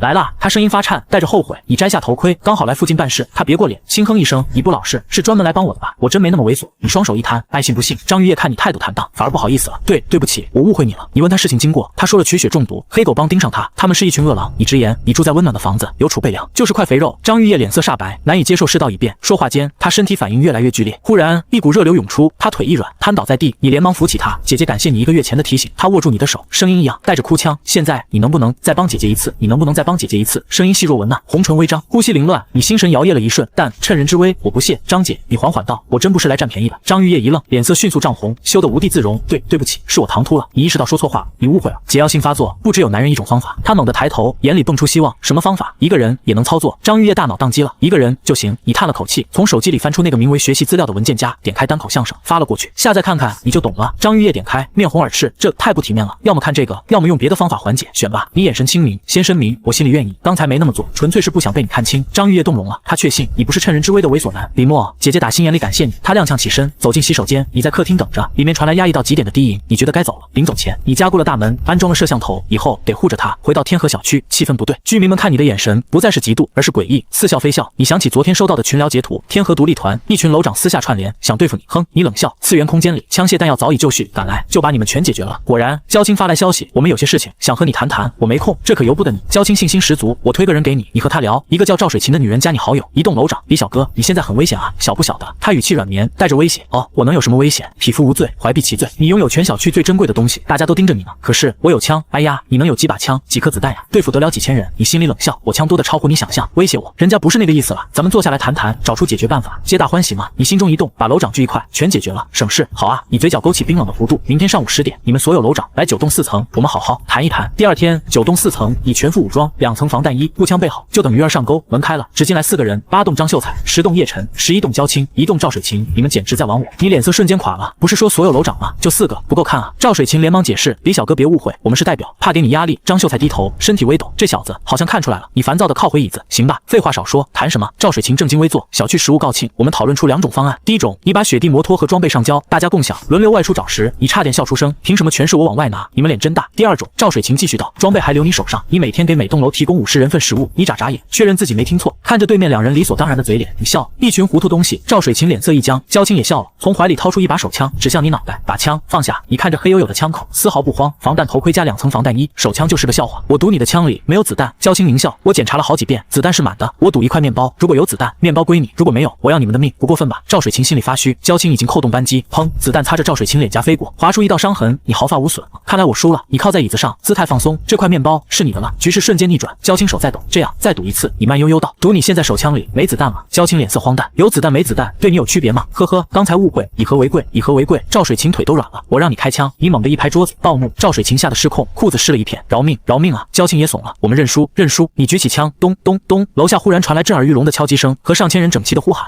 要吃的。焦青脸上露出狂喜，援军到了。他站起身整理衣服，嗨，我先回去了，你好好考虑。砰，子弹击中他的胸膛，焦青难以置信的转身瞪着你倒地。援军，你走到窗前，看着楼下密密麻麻如同蚁群的人群，冷笑，所以你们还是没了吧？你转身从旁边柜子里拎出一箱手榴弹，赵水琴瞳孔骤缩，手榴弹，你拿起一颗，拔掉拉环，从窗户扔了下去。楼下众人还在叫嚣，李默交出装备。黑色的金属块坠落，咦，那是什么？轰！剧烈的爆炸，火光吞噬方圆3米，人群被瞬间掀翻，惊叫四起，人群瞬间崩溃，呼喊奔逃，踩踏无数。你掏出步枪，对着下面疯狂逃窜的人群开始点射，砰砰砰，每一声枪响就放倒1人。3分钟后，楼下只剩一地狼藉和残骸，至少上百人被踩踏失去生机，原本喧闹的人群变成满地狼藉。你收起枪，看向吓傻的赵水琴，现在呢？改变主意了吗？赵水琴哆嗦着联系其他楼长，很快他颤抖着说，同意了，用劳动换食物。行，你点头，明天开始，所有人出来清理积雪，干完活，每栋楼领10人份食物。坑挖好了。第二天，天河小区热闹起来，居民们被驱赶出来，在零下90度的严寒中铲雪，很多人坚持不住，倒地就成了冰雕。你站在安全屋窗前，喝着咖啡，悠闲观看。傍晚，你发放食物，新楼长们欢天喜地。5栋的新楼长付京东，21栋的方旭，楼栋又换了一波人。昨晚暴动，伤亡超过300，你只用1点食物就解决了这么多人，而且这还只是开始。你再次前往天井别墅区1号别墅，马有峰花费80亿建造的末日超级堡垒。叶晨临死前用这个信息和你交易，拿下他全家。你冒充公务员，从2号别墅的富二代佘俊杰嘴里套出些信息，顺手把他和女伴解决了。然后你加上了1号别墅里马有峰的儿子马德的飞信，这糊涂东西冒充佘俊杰，想骗你粮食。你将计就计，扮演暴发户矿主。他朋友圈发着过时的红酒牛排照，吹嘘自家营养师。你发了一锅热气腾腾的白米饭，配上盛带大米背景，饥饿让他露出了马脚。他急不可耐地邀请你，兄弟，来我这一趟，我把唐伯虎真迹送你，顺便带点吃的来，就当买了。鱼儿咬钩了，你全副武装来到1号别墅，门开了，马德张开双臂，门在身后关闭，交出你所有食物，我就饶你不死。你懒得理他，四下打量属于自己的堡垒，装修态度得改。马德掏出一把黄金沙漠之鹰，指向你，我赌你的枪里没有子弹。你淡淡道。马德扣动扳机，砰，子弹在你身前被一片白光吞噬，消失不见。马德瞪大眼，又开一枪，同样消失。怎么可能？你上前像拖着手下败将一样把他拖到客厅，地上一个被折磨得不成人样的女人被捆绑着，以屈辱的姿势固定。你想怎么处置她？你问女人。女人眼里爆发出滔天恨意，用那根棍子。你拿起沾满污秽的棍子。马德崩溃求饶，不要，求你了，我有很多钱，都给你。女人挣扎着爬起来，夺过棍子。半个小时后，马德在绝望和剧痛中失去生机。女人对你跪下，谢谢你，让我报答你吧。他摸了摸自己破损的身体，凄然一笑，好像报答不了了呢。他踉跄起身，披着单薄的遮挡，走向门外。衣服外面很冷，你提醒不用了，他头也不回，真的谢谢了。门打开，凛冽的极寒涌入，他走了出去。2分钟后，冻成冰雕，仰望天空，你轻叹一声，将他收入次元空间安葬。这就是末世。现在这座价值80亿的超级堡垒归你了。你切断原有服务器电源，换上自己的人工智能子程序小天，系统更改完成，已清除所有源权线，整座堡垒只有主人您可以操控。你嘴角勾起，下一个目标是把该接的人都接进来。吴子贤、张玉叶、叶有荣，这末世终于有点意思了。你搬家了，李默，不是普通搬家，是从一个临时安全屋搬进真正为末世准备的超级堡垒。你站在1号别墅地下最深处，扫了一眼四周，没多停，空气顺，温度稳，能源循环，种植区能自给自足。你咧了咧嘴，行，以后就住这地方才配叫家。至于天河小区那个安全屋，能住，但不够大，不够强，也不够舒服。而你现在有更好的，那还犹豫什么？于是你转身往外走，到了地表，首富之子马德还瘫在那里，脸已经扭曲了，眼神里全是绝望。你低头看他一眼，语气轻快，不好意思，堡垒你没守住，那你就失去生机吧。你弯腰拽住他的小腿，像拖一袋无用之物一样把他拖出去，随手丢到路边，然后骑上雪地摩托，直接回天河小区。风从耳边刮过去，你心情很好，简直好，80亿的堡垒到手，等于以后命更硬了，谁还敢碰你？很快，雪地摩托冲到天河小区门口，你一抬头乐了，整个小区像被人挖空了一样，积雪被清得七七八八，中间露出大片冻得发黑的地面，四周堆雪，像个巨大的漏斗。你冷笑，挖出来又怎样？地都冻住了，还想种俩？做梦！这时候，5栋新楼长付京东披着皮草过来了，嘴里叼着牙签，一副自己很了不起的样子。李默，今天的食物呢？你低头看了眼自己2只空手，你看我像带了？付京东皱眉，我都来了，你先给我不就就行了，省得我等会再跑一趟。你看着他，眼神淡了。我说5点就5点，在这我的规矩最大。傅京东噎了一下，他明显不爽，可他又怕你，所以最后他只能忍着，转身走，一边走一边嘴里嘟囔，那个状态就是在抱怨，在怪你装。你看着他的背影，手指轻轻摩擦了一下，你知道这帮人又开始飘了。前一阵子靠清血，靠分粮，靠楼长制度，小区刚恢复一点秩序，不安分的失去生机了一批，上位的换了一批，表面上平衡了，其实不是平衡，是该进入下一阶段了。你从来没打算跟他们和解，从当初他们上千人围住9栋，逼你交出物资开始，这帮人就都该清楚了。5点到了，各栋楼长陆续来领食物，傅京东来的最晚，架子最大，你把今天的食物丢给他，他掂了掂，忽然抬头，不够。你看着他，你说什么？傅京东扬起下巴，理直气壮，这些东西10个人根本吃不饱，你该多给一点。其实我早就想说了，以前是看你一个人出去找吃的也不容易，我才没开口，现在我觉得你得自觉点。这话一出，后面排队的楼长也开始附和，谁不想多吃，谁不想吃得更好。你听完忽然笑，挺好，那正好，明天我有件事要宣布，这事能解决你们的问题。一群楼长立刻来劲了，什么事？你现在就说呗。你慢悠悠摇头，不急，这事得让所有人一起知道，而且我保证对你们来说是天大的好事。这一下所有人眼神都亮了，贪婪、期待还有算计，你都看得清清楚楚。他们已经不是在想大家怎么活，他们想的是怎么自己多吃，别人少吃，怎么继续骑在居民头上，怎么从你身上咬更多好处下来。你懒得拆穿，只是笑，然后像是忽然心情很好一样，你转身进屋，再出来时手上拎了一大袋肉，准确的说是你次元空间角落里那些快坏掉的猪肉，你自己看都不想看，但给他们正合适。傅京东第一个看见，眼珠子都快瞪出来了。肉，其他楼长也疯了，真是肉，天哪，抢啊！一群人瞬间扑上来，抢成一团。你站在台阶上，居高临下看着他们，像看一群饿疯的人。有人抱着一块肥肉直流口水，有人一边抢一边笑，还有人冲你挤出讨好的笑，嘴都快咧开了。李楼长，你真够意思，之前是我误会你了，你这人能处。你笑着点头，客气，大家高兴就好。其实他们抢得越狠，你越痛快，因为你知道这就是断头饭，今天吃下去，明天上路。楼长们散了，你坐在台阶上等。没多久，8栋的张秀才回来了，整个人激动的发抖。老板，你终于要开始了。你瞥他一眼，炸药都做完了，做完了，而且比以前更猛。你点头，全拿来。是，老板。张秀才像打了鸡血一样冲回8栋。你抬头看了一眼四周楼栋，有的楼里已经升起了火，那是楼长们在烧家具煮肉。你看着那些隐约晃动的火光，低声笑了笑。断头饭吃了，明天就该送你们上路了。没过多久，9栋剩下的邻居也来了，他们站在你面前，脸色一个比一个难看。胡元先开口，李默，我听说你今天给外面那些楼超额发粮了。刘三也跟上，我们9栋的人都没吃过肉，你倒先给外人了。齐良梗着脖子，一脸不服。对啊，你天天大鱼大肉，我们忍了，可你拿肉喂外人，不喂我们，这说不过去吧？你站起身，看着他们，你太熟悉这些脸了。上一世就是这帮人冲进你家，把你捆起来，逼问秘密，最后把你活活分派。现在他们又开始了，又开始理所当然的索取，又开始忘了谁才是能决定他们生死的人。你平静问了一句，所以你们是觉得我给别人肉，不给你们就是错？刘三硬着头皮开口，你是我们楼长，就该向着我们。你点点头，明白了。然后你往后退了几步，正好堵住出口。那一瞬间，有人察觉不对了。李默，你什么意思？你没回答。门口传来脚步声，张秀才拎着大箱子进来了。一看这场面，瞬间兴奋，哟，在这逼宫我老板呢。老板，9栋这帮人一脸懵，还没反应过来。你抬手，2把自动步枪凭空出现在你手里，空气直接凝固。有人张着嘴呆了，有人眼睛瞪到极限，还有人声音都变了调。这简直是什么魔术？李默，你从哪变出来的？你端起枪，轻声说，不是魔术，是你们不配理解的东西。下一秒，枪口喷火，砰砰砰砰，站在最前面的几个人直接倒下，金色液体洒落一地。马浩捂着伤口，满脸不敢置信。喂，为什么？你抬手补了一枪，因为你该被清除。这句话一落，整个9栋彻底炸了。跑啊！李默失去理智了，救命啊！他们转身就逃，呼喊声、尖叫声瞬间挤满楼道。你不追着吼，也不发怒，你只是提着枪慢慢往前走。看到一个，开一枪，砰，再一个，砰。田龙伟腿一软，当场跪下，我投降。李默，我知道错了，求你饶我这一次。你看着他，神情平淡，下辈子买房别选天河小区。砰，他倒下，你继续往楼上走，一层一层清，一间一间找，躲在屋里的破门解决，藏在角落里的揪出来解决。整个9栋像被你一寸寸洗过去，金色液体一路洒落，人一路失去生机，楼道里全是哭喊。到了后面，哭喊也越来越少，因为活人越来越少了。与此同时，楼下也在解决，有个邻居拿刀想冲门，滚开，不然我击中你。张秀才张开双臂，笑得情绪失控，来啊，看你怎么击中我。那人红着眼冲过去，下一秒刀没击中，张秀才侧身，刀片轻轻一抹，那人捂着脖子跪下，金色液体从指缝往外冒，想说话一个字都挤不出来。张秀才蹲在旁边侧耳去听，笑得一脸陶醉。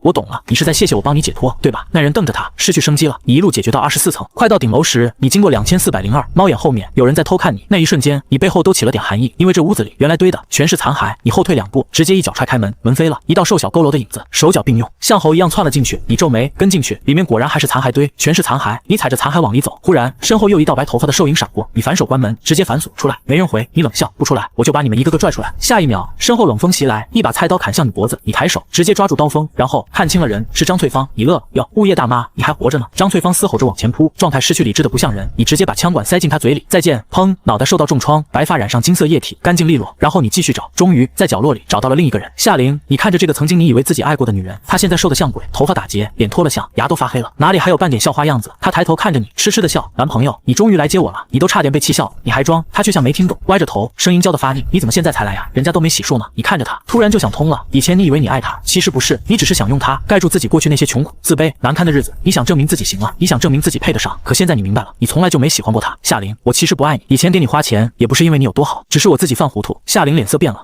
你在说什么？你盯着他，一字一句，你不是什么白月光，你高中那会儿就是个装纯的，是我看走眼了。夏琳终于绷不住了，她脸色扭曲，尖叫起来，凭什么？你凭什么一开始对我好，后来又变了？都是你！他扑上来，你抬手，枪托砸在他额头上，他倒下，再爬起来，再扑，然后脚下一绊，摔在地上，2颗门牙直接飞了出去。你走过去，抓住他的小腿，把他倒提起来，打开窗，冷风一下灌进来。夏琳终于怕了，尖叫的不像人，不要不要，李默，我错了，我真的错了。你看着窗外，淡淡说了一句，生活太苦了，下辈子别来了。然后松手，他从24楼摔下去。这一刻，上一世的债终于了。你长长吐出一口气，整个人都轻了。第二天，你把所有楼长和居民都骗到广场，你在楼上拿着引爆器，声音从大喇叭传出去。今天我要宣布一个天大的好消息，下面所有人都仰头看着你，一张张脸全是贪婪和期待。你笑了，然后按下按钮，你们脚下埋着炸药，轰，火光瞬间吞掉整个广场，1秒就1秒，几百人被掀飞，彻底崩溃，楼塌了，地裂了，人群也乱了，整个天河小区瞬间变成废墟，有人被震伤腿，趴在地上嚎，有人面部重创，还在叫骂，有人捂着腹部，满地都是金色液体、火、杂物，哭喊。而你站在安全屋里，透过玻璃看着这一切，端起热咖啡喝了一口，舒服，太舒服了。这帮人终于失去生机了，可偏偏还有活下来的。他们知道了是你干的，于是他们怒了，失去理智了，红着眼往9栋冲。你就站在楼上，看着他们一边往上爬，一边被你布置的陷阱压制，火焰、农药、液弹、铝热剂、弓弩，一层一层击退他们。最后剩下的人终于爬上来，你走下去，开始补枪，一个不留，从楼上到楼下，从活着的到还喘气的全解决。最后整个天河小区失去生机的差不多了。你站在残骸中间，彻底把上一世今生的账算完了。你回到安全屋的时候，叶有容闻到了你身上的沉闷气息，他站在门口，脸色白了一下。你看他怕我？叶有容立刻摇头，不怕。他走过来抱住你，很紧，我只是有点不适应。你低头看他，他身子在轻轻发抖，但手没松。你笑了笑，摸过他后脑的头发，放心，我不会伤你。叶有容把脸埋进你胸口，我知道。他声音很轻，你是我的依靠。你没再说什么。外面是死城，屋里是温暖。你忽然觉得这才像人过的日子。不过天河小区已经不适合久住了，你要搬去1号别墅，搬进那个真正属于你的超级堡垒。第二天你醒来，站在落地窗前，9栋空了，整个天河小区也安静的像坟场。你看着外面，心里只有一个念头，结束了。上一世被分开的痛终于结束了，今生被围攻、被威胁、被索取也结束了。从今天起，你不欠任何人，也不怕任何人。你回头看见叶有容还在睡，她蜷在被子里，像一只被你养熟的小动物。你走过去拍了拍她，今天准备收拾，我们搬家。叶有容迷迷糊糊睁眼，搬去哪里？1号别墅。她愣了一下，就是你之前说的那个超级堡垒。你点头，比这里大，比这里安全，以后不用再守着这破小区了。叶有容眼睛亮了一下，又很快按下去。她看了一眼这间安全屋，这里是她从绝望里活下来的地方，也是她真正依附你的地方。她舍不得，你看出来了？怎么舍不得？叶有容轻轻点头，这里有很多回忆。你笑了，人活着才有回忆，地方不重要。她看着你，忽然笑了，有你在的地方就是家。你愣了一下，然后伸手揉了揉她脑袋，这话我爱听。你没让她立刻搬，先自己去1号别墅布置。别墅里原来的东西你全看不上，马德留下的家具、装饰、私人用品，统统收进次元空间。无用之物全是无用之物，你要换新的床、沙发、地毯、餐桌、娱乐室、电影房、健身房、地下堡垒的控制系统，你一样样检查，一样样替换。次元空间里有整座物流源的物资，你像开盲盒一样往外挑。然后你翻到一张床垫，海思腾，标价400多万。你挑眉，好家伙，一张床垫400万，以前是真有人钱多到没地方花，可现在它归你了，你直接把原床扔掉，换上新的，再配一张上百万的床架，卧室一下子就有了味道。你满意点头，这才像话。中午，张玉叶打来电话，你在天井别墅区吗？在，过来吃饭吧。你没多想，放下东西就去16号别墅。一进门，饭菜已经摆好，你吃了一口，抬头，玉叶，你这厨艺真是绝了。张玉叶脸色微微不自然，喜欢就多吃点，你没看出问题。实际上，这桌菜根本不是他做的，是他侄女小鱼儿做的，而小鱼儿此刻就藏在阁楼里，正捂着嘴偷笑。你不知道，张玉叶也不敢说。你吃完饭直接开口，过几天我就搬到1号别墅，你也别住这了，跟我一起。张玉叶拿筷子的手一顿，你说什么？搬一起？你说的理所当然，那边安全，空间也大，以后不用担心有人闯进来。张玉叶眼神躲了一下，太快了。你看着他，哪里快？你是不是还有事瞒着我？张玉叶心里一紧，他当然有事瞒你，阁楼里还藏着一个小姑娘呢，他还没想好怎么跟你介绍。没有，他声音轻了点，只是我还没准备好。你盯着他看了几秒，没逼他。行，我等你。张玉叶松了一口气，可下一秒，你起身走到他身边，不过饭吃完了，总得收点利息。张玉叶脸色瞬间红了，你又想干嘛？你弯腰把他抱起来，想你，混蛋！他低声怪你，却没有真推开。你离开16号别墅的时候，张玉叶还躺在床上，累得连手指都不想动。他瞪着你，你以后不准再那样。你笑，哪样？就是那种不像人的姿势。你差点笑出声。他认真极了，我看过动物世界，那是动物才会做的。你点头，人也是动物。张玉叶气得眼眶都红了。你走开，你亲了他一下，下次听你的。他信了，你自己心里笑了。下次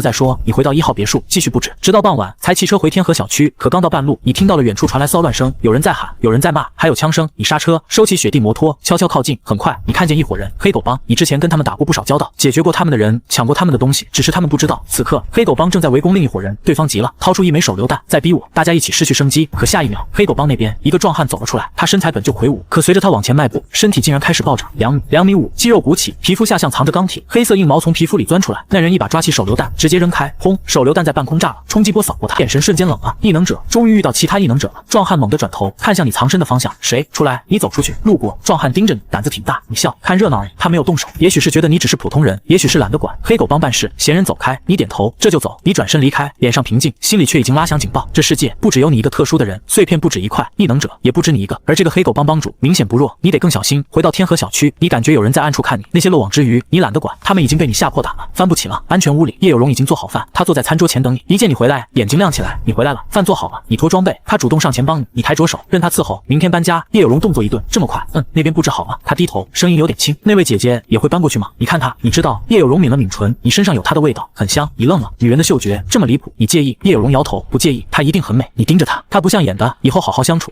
叶有容很乖，我会的。你松了一口气。叶有容这里比你想象的顺利，可你不知道，张玉叶那边才是真正的麻烦。第二天，你准备离开天河小区，叶有容收拾东西，你出去拍照留念。这个被你亲手打成死城的小区，确实值得拍几张。你拿着相机走到21栋附近，一个人忽然叫住你，李默。你转头，是方旭，21栋楼长，他瘦得厉害，但眼神还亮。你记得他？之前他领到食物从不私吞，全楼平分，自己吃的也不比别人多，算是天河小区少有的正常人。有事，方旭走过来，直接跪下，我想向你借粮，还有种子。你挑眉，种子，你想种地？方旭抬头，眼神很亮。对，我们楼里有农业大学的教授，只要有样本，我们就试，哪怕失败100次也得试。你笑了，你觉得现在还能种出来？能，种不出来，能，种不出来，能。你看着他，忽然笑了。行，我借你。方旭愣住了，真的？你点头。粮食、种子我都给。他激动的眼眶发红，我一定还。你摆手，还不还无所谓，我只是想看看你这种人在末世能走多远。你转身回9栋，从次元空间里取出大量种子和粮食、水稻、小麦、蔬菜、瓜果，全都有。方旭看见时，整个人都呆住了，他跪在地上给你磕头，谢谢李默，谢谢你。你看着他，别谢太早，活下去再说。这是你在天河小区做的最后一件事，不是解决人，是给了一个疯子一样的理想主义者一点火种。至于这火种会不会灭，你不知道，你也不在乎，你只是有点好奇。你和叶有容离开天河小区，楼下张秀才来送你，他的脸上还有伤，却笑得灿烂。老板还回来吗？你说看情况，需要的话会回来。张秀才叹气，你走了，世界都无趣了。说着，他递给你一个礼物，赵水琴的头，你看了一眼，认出来了，1栋楼长，当初也是该被清除的人之一。你点头，不错，这女人活着，我还真有点遗憾。张秀才开心了，像被老师表扬的小学生。你给他留下食物和药，然后带着叶有容离开天河小区。雪地摩托冲出去，叶有容回头看了很久，那里是他过去10几年生活的地方，也是他告别过去的地方。你没有回头，你的过去已经被你亲手埋了。1号别墅门自动打开，叶有容看着眼前的巨大建筑，明显紧张。你拍了拍他肩膀，别怕，以后这里就是家。他点头。进门后，温暖扑面而来，他脱下防寒服，眼睛一点点睁大。1楼客厅、卧室、厨房、收藏室，2楼健身房、电影房、泳池、娱乐区。你带他一路看过去，他像进了另一个世界。可真正让他震撼的是地下3层温室大棚、绿植、花卉，不同季节的瓜果蔬菜。葡萄架上已经有青色的小葡萄。叶有容捂住嘴，外面那么冷，这里怎么像春天？你笑，不只是春天，这里春夏秋冬都有。他呆住了，这也太神奇了。你淡淡说，有钱能让很多不可能变成可能，而这座堡垒原来的主人正好很有钱。叶有容忽然担心，他会回来吗？你笑了，回来也没用，房子现在是我的，而且他儿子已经被我解决了。叶有容没再问，他知道你说是你的，那就是你的。你让叶有容去地上收拾，自己继续检查地下堡垒。很快，你在仓库发现了肉罐头一堆。你笑了，马德这无用之物不是没吃的，是吃腻了罐头，难怪能被你用食物片开门。你收起罐头，继续开门。下一间仓库，金光差点闪瞎你的眼，黄金、珠宝，一箱一箱。你看着满屋财富，没太激动。末世里黄金买不了命，但当摆件还行。接着你发现一面墙不对劲，你按上去，咔，墙开了。密室，你走进去，里面全是古董、名画、王冠、权杖，还有一颗巨大的蓝色宝石——海洋之心。你拿起来看了看，老妈挺会藏啊，这些东西每一样放到末世前都价值连城，可现在全归你。你笑了笑，以后摆卧室看着顺眼。然而很快人工智能小天提醒你，主人，堡垒能源即将不足。你皱眉，什么？我不是刚加满？小天机械回答，堡垒全功率运转，消耗为安全屋约50倍。你愣了，50倍？你原本以为自己储备的燃料能用几十年，现在看来放到这座堡垒里撑不了多久。你骂了一声，吞金兽啊！但问题来了，就得解决。你先灌满能源室，然后出门找燃料。你骑着雪地摩托，在被雪埋住的城市里穿行。一开始你没头绪，工厂、仓库、发电站都太麻烦，直到你脚下一块红色金属露出来，你扒开雪，越挖越不对，这不是小东西，这是建筑的一部分。你盯着它，忽然反应过来，加油站招牌，你眼睛亮了，燃料不就在脚下吗？整个金海市有多少加油站？雪下面全是宝。你直接取出挖掘机，坐进驾驶室，回忆以前见过的操作，左摇杆，右摇杆，铲斗、履带。没多久，挖掘机轰鸣起来，你开始挖，雪被一铲一铲掀开，加油站一点点露出来，你小心避开油罐，最后找到加油机接口，插枪启动，燃油开始流进桶里。你看着油液流动，忍不住笑了。金海市地下全简直是宝藏，1桶、10桶、100桶。你把加油站掏空，又换下一个，继续掏。次元空间里的燃油桶越堆越高，你的安全感也越堆越高。就在你准备离开时，远处楼道里有人看见了你，几个幸存者，为首的是尤大正，身上穿着不知道从哪扒来的制服，装得像官方人员。他看见你的挖掘机，眼睛直接红了，这玩意得抢。有人提醒，老大，能开挖掘机的人不简单吧？尤大正冷笑，再不简单也是一个人，解决他。砰，一枪打来，子弹穿过挖掘机玻璃，打在你大腿上，防弹服挡住了。你低头看了一眼，没受伤，然后慢慢合上防弹头盔面罩。行，又来送死。对面又连开几枪，你不动，你在等他们靠近。果然，尤大正带人走过来了，他穿着制服，装模作样。里面的人下来，你的挖掘机被官方征用了。你问为什么？尤大正笑了，官方办事还要给你解释。他身后小弟跟着哄笑，你也笑了，官方你也配？下一秒，2把自动步枪从车窗伸出去，哒哒哒哒，一排人瞬间倒下，金色液体喷在雪地上。尤大正吓得滚到挖掘机后面，停手，我们没有恶意。你打开车门走下去，没恶意。你绕到他面前，他捂着腿，脸色惨白，我可是所长。你低头看着他，所长，那你走你的奈何桥吧。砰，你一枪送走他，然后挨个补枪，装死的也补，求饶的也补。末世里先开枪的人就没有资格谈误会。你回到1号别墅，叶有容正在擦玻璃墙，床，她穿着围裙，头发盘起，额头有汗，动作认真的不像话。你站在身后看了一会儿，忽然觉得她这副样子比任何刻意打扮都动人。她一回头，被你吓了一跳，你回来了。你走过去，从身后抱住她，她身子一软，别闹，我还没擦完。你笑，这么大的地方让机器人干。她摇头，机器人没我擦得干净。你低头亲了她一下，行，你最厉害。她脸红了，你却想起一件事，张玉叶那边迟早要接过来，而叶有容已经知道她存在，但张玉叶还不知道叶有容，这事早晚得报。你心里有点烦，不过很快你压下念头，先稳住。当天夜里，你想起叶晨那个落魄富二代，临死前他用1号别墅的消息跟你做了交易，让你去13号别墅解决他家人。你已经拿到了堡垒，交易该兑现。你不是什么好人，但交易就是交易。第二天，你去13号别墅，大门锁着，你直接电锯开门进入地下室。很快，你看见2具冻僵的残骸，一男一女，男的像叶晨父亲，女的衣衫凌乱，失去生机前明显受过折辱。你皱眉，事情不对。你来到安全屋门口，输入叶晨给的密码，滴，错误，再输，错误，第3次还是错误。你眯起眼，安全屋已经易主了，里面有人，而且叶晨父母的失去生机多半就和里面的人有关。你刚准备动手，通话器响了，谁在外面？你捏着嗓子，我是叶晨。里面安静了一下，叶晨，那你说我身上的胎记在哪？你随口答，左边。里面笑了，差点让你蒙对，可惜在左胸。你脸一黑，耍我。里面的人声音变得讥讽，你装的一点都不像。叶晨早失去生机了吧？你没接话，反问你是谁？里面沉默片刻，你忽然明白了，叶欣婷，叶晨的姐姐。安全屋里那个女人不说话了，你继续，你解决了你爸和你后妈，然后霸占安全屋，挺狠啊。里面传来低笑，知道又怎样？我在里面，你在外面，你能奈我何？这话你熟，以前天河小区那些人攻你安全屋时，你也这么想过，可惜他遇到的是你。你拿出铝热剂贴在墙角。叶欣婷听见动静，声音变了，你在干什么？你点燃，吃，刺眼白光亮起，高温瞬间烧红墙体。安全屋里，叶欣婷终于慌了，你干了什么？停下，快停下！你站远一点。淡淡说，安全屋也不是无敌的，第一轮烧穿一个洞，第2轮直接把墙烧塌一大片。你弯腰钻进去，安全屋里很简陋，你推开卧室门，然后看见叶欣婷，她换了裙子，化了妆，端庄漂亮从容，像一位真正的豪门大小姐。她看着你，柔声说，来了。你挑眉装。叶欣婷走过来，重新认识一下。叶欣婷，叶氏集团 CEO， 哈佛双学位，精通6国语言，我能帮你管理资源，也能帮你管理人。她靠近你，声音越来越软。当然，关上门后，我也可以让你满意。她靠在你身上，手指攀上你的肩，忘掉刚才的不愉快，我们重新开始。不得不说，她很会，太会了，眼神、声音、姿态，每一步都踩在男人的欲望上。可你只问了一句，你解决了你亲爸。叶欣婷动作顿了一下，又恢复温柔，忘掉这件事好吗？我以后只属于你。你盯着他，弑父害亲的人，我嫌脏。叶欣婷眼神一变，你抬手掐住他脖子，他惊恐挣扎，你手上用力，他脸色涨红，眼神从恐惧到绝望，又从绝望变得奇怪，最后他失去生机在你手里。你松开他，他倒在地上，你看了2秒，转身离开。叶晨的交易完成了，你从13号别墅出来，顺路去了16号别墅。张玉叶开门很慢，你进去后看见他神色有些慌，你没多想，他帮你脱外套时，忽然闻到你裤子上的味道，他动作停了，眼神一点点冷下来。李默，你是不是早就有女人？你沉默，他看着你，眼眶红了，回答我，你没撒谎。是，他叫叶有容。张玉叶脸色一下白了，他后退一步，所以我算什么？你想解释，可他抬手指向门口，走，玉叶，我让你走。他眼泪落下来，我张玉叶不是随便的女人，也不会跟别人共享男人。走，你看着他，没强迫，没争辩，你转身离开，门关上，里面传来压抑的哭声。你站在门外，沉默很久，然后低声说，我不会放弃你的。回到1号别墅，叶有容一眼看出你不对，发生什么了？你坐进沙发，他知道了。叶有容低头，他不接受。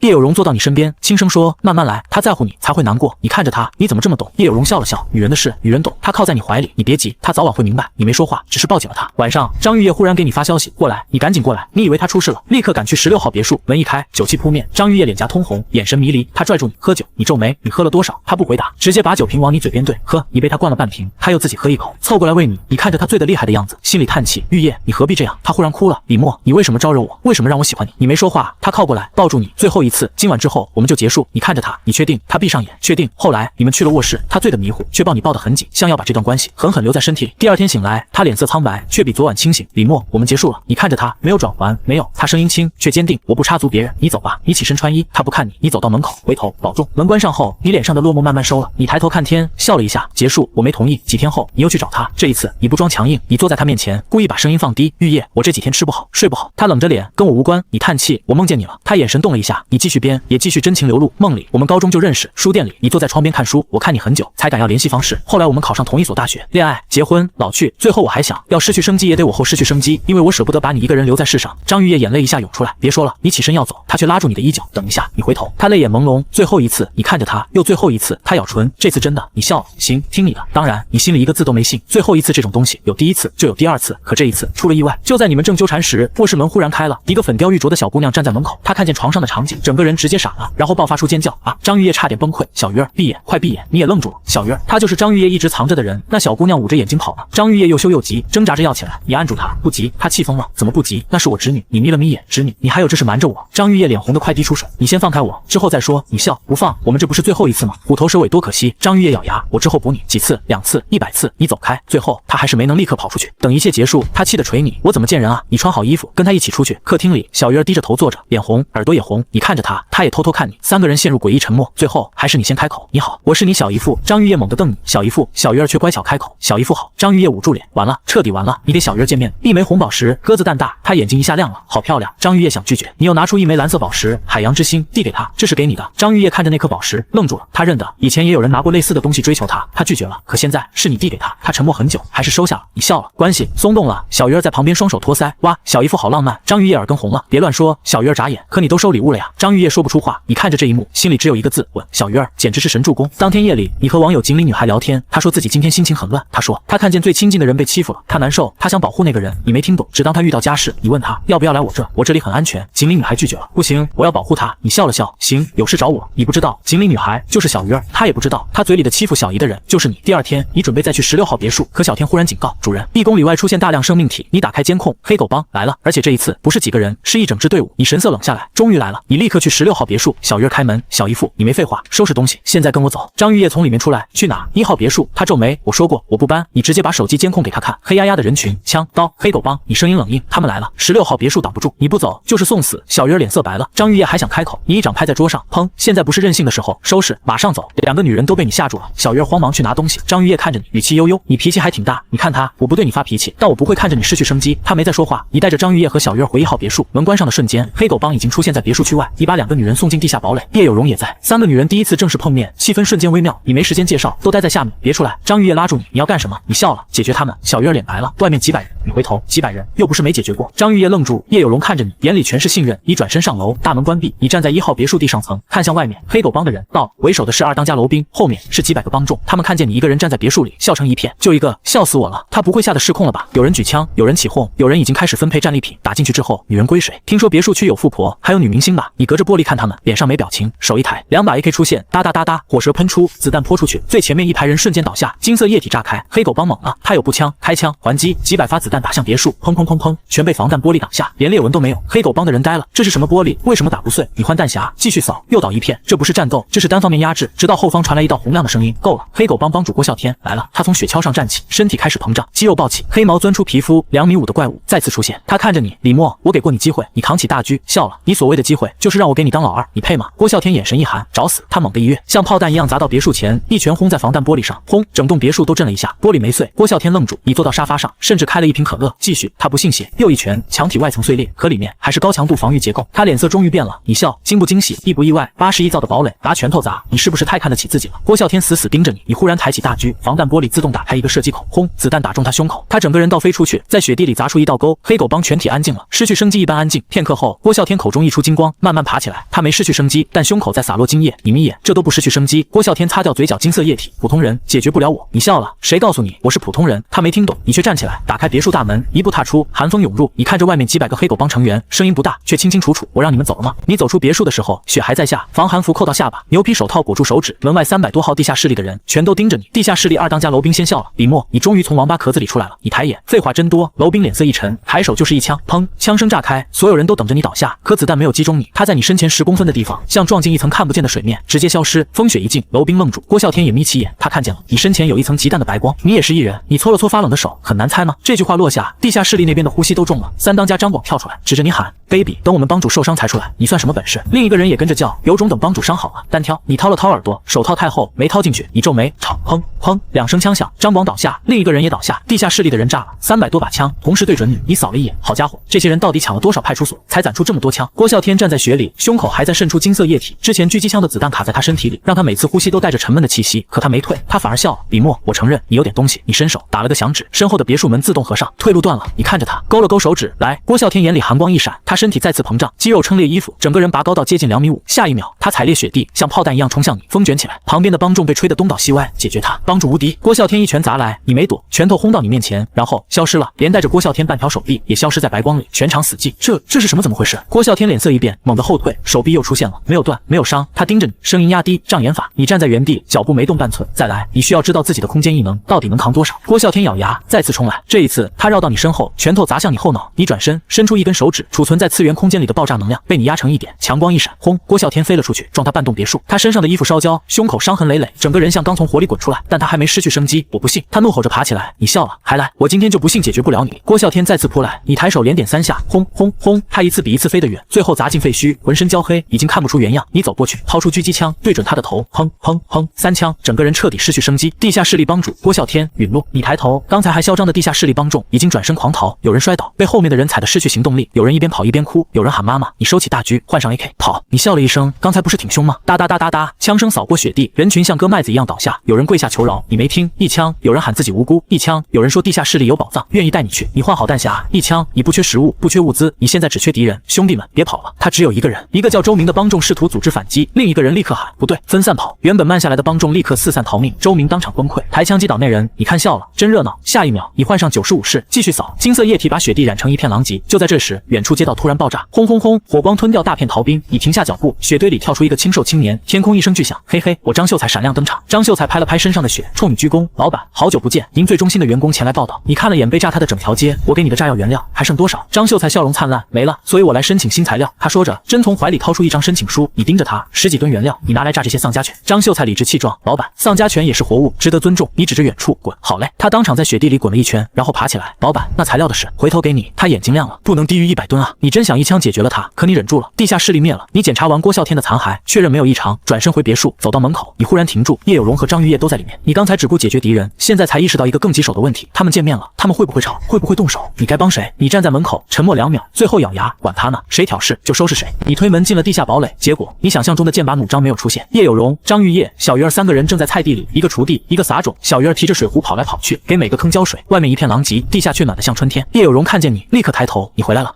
顺利吗？还行。张玉叶看你一眼，又别开脸，气氛突然尴尬。你站在原地，要不我再上去解决几个人，你们继续。张玉叶白你一眼，叶有容忍笑。小鱼儿左看看右看看，好奇怪哦，你更尴尬。叶有容放下工具，走过来，饿了吧？我给你做饭。你立刻点头，张玉叶也站起来，我下面给你吃。小鱼儿震惊地看着他，他小姨做饭水平，他很清楚，所谓下面基本等于泡方便面。叶有容温声说，还是我来吧。小鱼儿也举手，我也会。你打了个响指，餐桌上热气腾腾的一桌酒席凭空出现。小鱼儿，你刚才说什么？小鱼儿眨巴眼，没什么。你坐下就吃。3个女人却没动筷，她们刚才透过防弹玻璃看见外面的残骸和金色雪地，全吐了。你理解，但你必须说清楚。你放下筷子，擦了擦手。今天这场面你们不适应，很正常。3人看着你，你站起来。但现在就是这个世道，外面的人想活就会抢，抢不到就会解决别人。你看着他们，一字一句，你们住在这里就不用担心了，不用担心饿，不用担心被人拖出去，因为我会挡在前面，我会带你们活过这个极寒末世。叶有容眼里发亮，张玉叶看你的眼神也变了。小鱼儿有点怕你，但也没再说要离开。当天晚上，问题来了，你睡呢？去叶有容房间，张玉叶会不舒服。去张玉叶房间，小鱼儿死活抱着他不松手，嚷着害怕。最后你一个人睡，屋里明明有女人，还不止一个，你却睡空房。你躺在床上，生无可恋，这叫什么事？第2天一早，你出门找材料，张秀才把炸药原料挥霍干净，你得补货。你骑着雪地摩托在空城里穿梭，街道没人，商场没人，高楼像坟。你原本去找化学品，结果半路反应过来，你被自己蠢笑了。炸药原料不一定非得找违禁品，化肥也行。于是你转向郊区工业园，几个小时后，你搬空2家化肥厂，顺手把一批机器和发电机也收进次元空间。回城时，雪地太安静，你停下摩托，前方的雪面看似平整，却有被动过的痕迹，有埋伏。你刚想到这里，一声枪响，子弹直奔眉心，白光一闪，子弹消失。雪地里有人低声骂了一句：“大伯，枪太老了，不准啊！”你冷笑，这不是地下势力，地下势力刚灭，这里靠近河对岸的孙家村，看来那些菜农没全倒下。下一刻，4、5个人从雪里窜出来，他们脚踩木板，像滑雪一样绕着你跑，前方、左侧、后方都有人，唯独右边空着。你扫了一眼，拿我当野兽赶？没人回答，他们怪叫着绕圈，手里拿着老式枪。你掏枪朝其中一人开火，枪子弹打中对方胸口，发出金属声，那人摔倒，又爬起来，哈哈大笑。没想到吧，我们也有防弹衣。你明白了，他们把钢板塞进衣服里，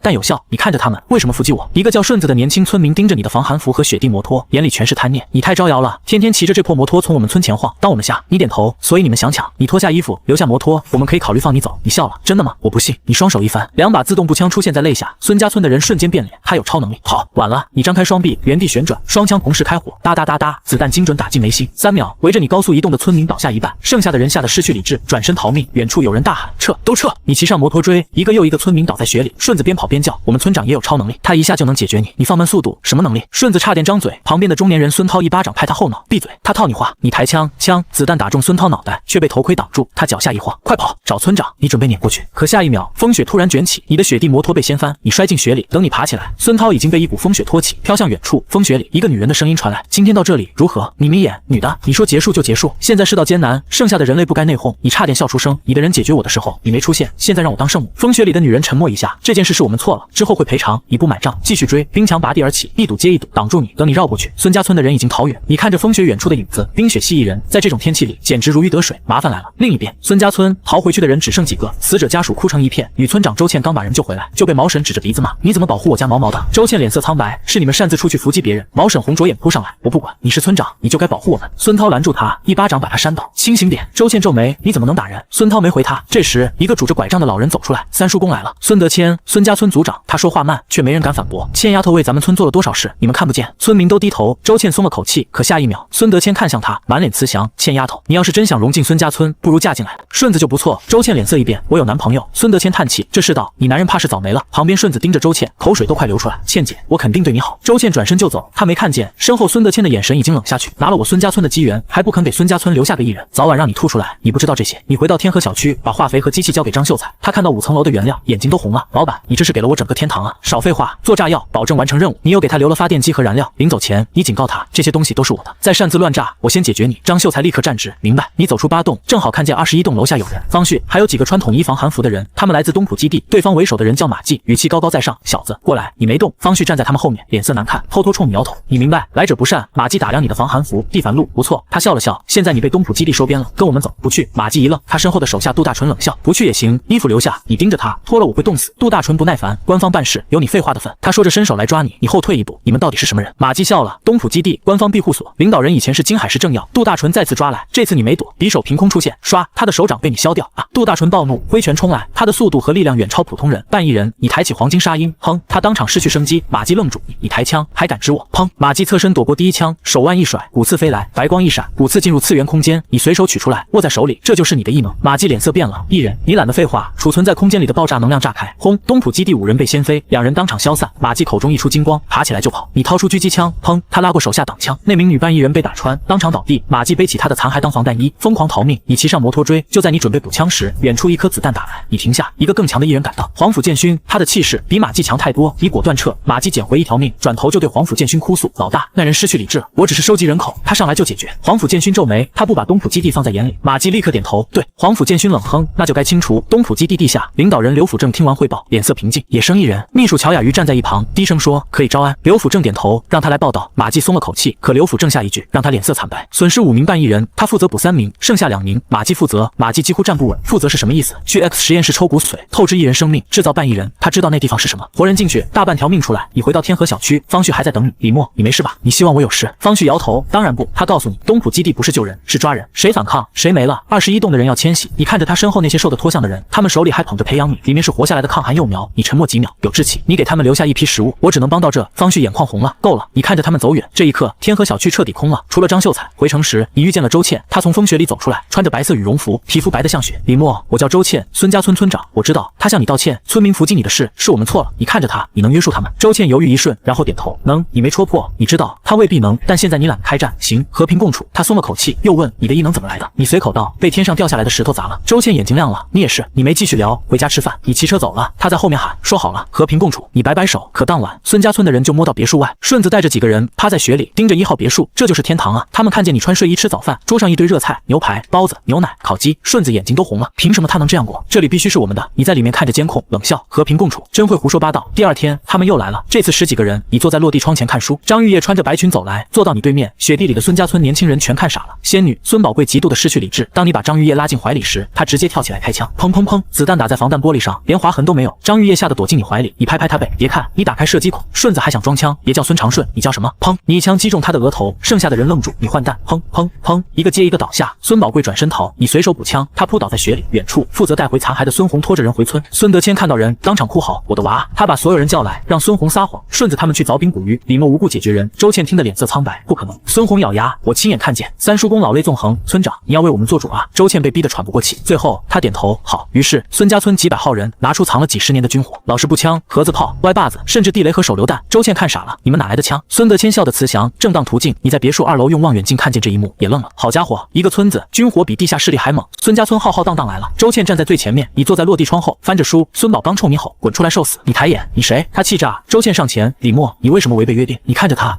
你无故解决村民，你笑了，长见识了。孙家村的人立刻骂起来。周倩眼神变冷，冰雪在他身边旋转，巨大的雪球凝聚，狠狠砸向别墅，轰，玻璃不动。他咬牙，迎出更坚硬的冰球，轰轰轰。别墅还是不动。孙家村的人急了，周倩，你认真点，你是不是不想出力？周倩脸色发白，她的异能消耗很大，却打不破防御。你在里面拿出烤鸡，一口咬下，外面的村民全都咽口水。凭什么他能吃肉？凭什么他住暖房？你隔着玻璃说，所以你们要抢。孙宝刚红着眼，那不然呢？你鼓掌。诚实，既然是抢，就别装受害者。孙涛命人拿出手榴弹，一排手榴弹拔掉引信，朝别墅扔来。你笑了，谢谢。响指一打，半空的手榴弹全部消失。下一秒，他们出现在孙家村人头顶，轰轰轰，火光爆开，残骸飞起，雪地一片狼藉。一轮下来，伤亡过百，活着的村民彻底崩溃，连滚带爬往回跑。周倩赶来，看见满地金色液体与残骸，脸色煞白。你太狠了！你冷冷看他，现在能和平共处了吗？他怒道：明明是你先解决人，你取出手机，用空间能力送到他面前，里面有监控，你自己看。周倩愣住，你说别只质疑我，也质疑一下你村里那些人。他没说话，拿着手机走了。你回到别墅，把还没失去生机的孙红拖进去审问。军火哪来的？孙红快不行了，你给他注射肾上腺素。他喘着气说：30多年前，孙家村人在山里发现了倭国遗留的军火库，已经搬空。你皱眉，还有别的吗？他急忙说：后山最近几年建了个现代军事基地，肯定有军火。你眼睛亮了，这才是好东西。就在这时，张玉叶从地下堡垒上来，看见状态危急的孙红，下意识蹲下检查，还行，能救。他按住穴位，指住金色液体外泄。你愣住，你干什么？救人啊！他是敌人。张玉叶也愣住，我以为你把他带回来是要治。你一拳砸在孙红心口，孙红彻底失去生机。张玉叶瞪你，你怎么这样？你看着他手法熟练，忍不住问：你不是包租婆吗？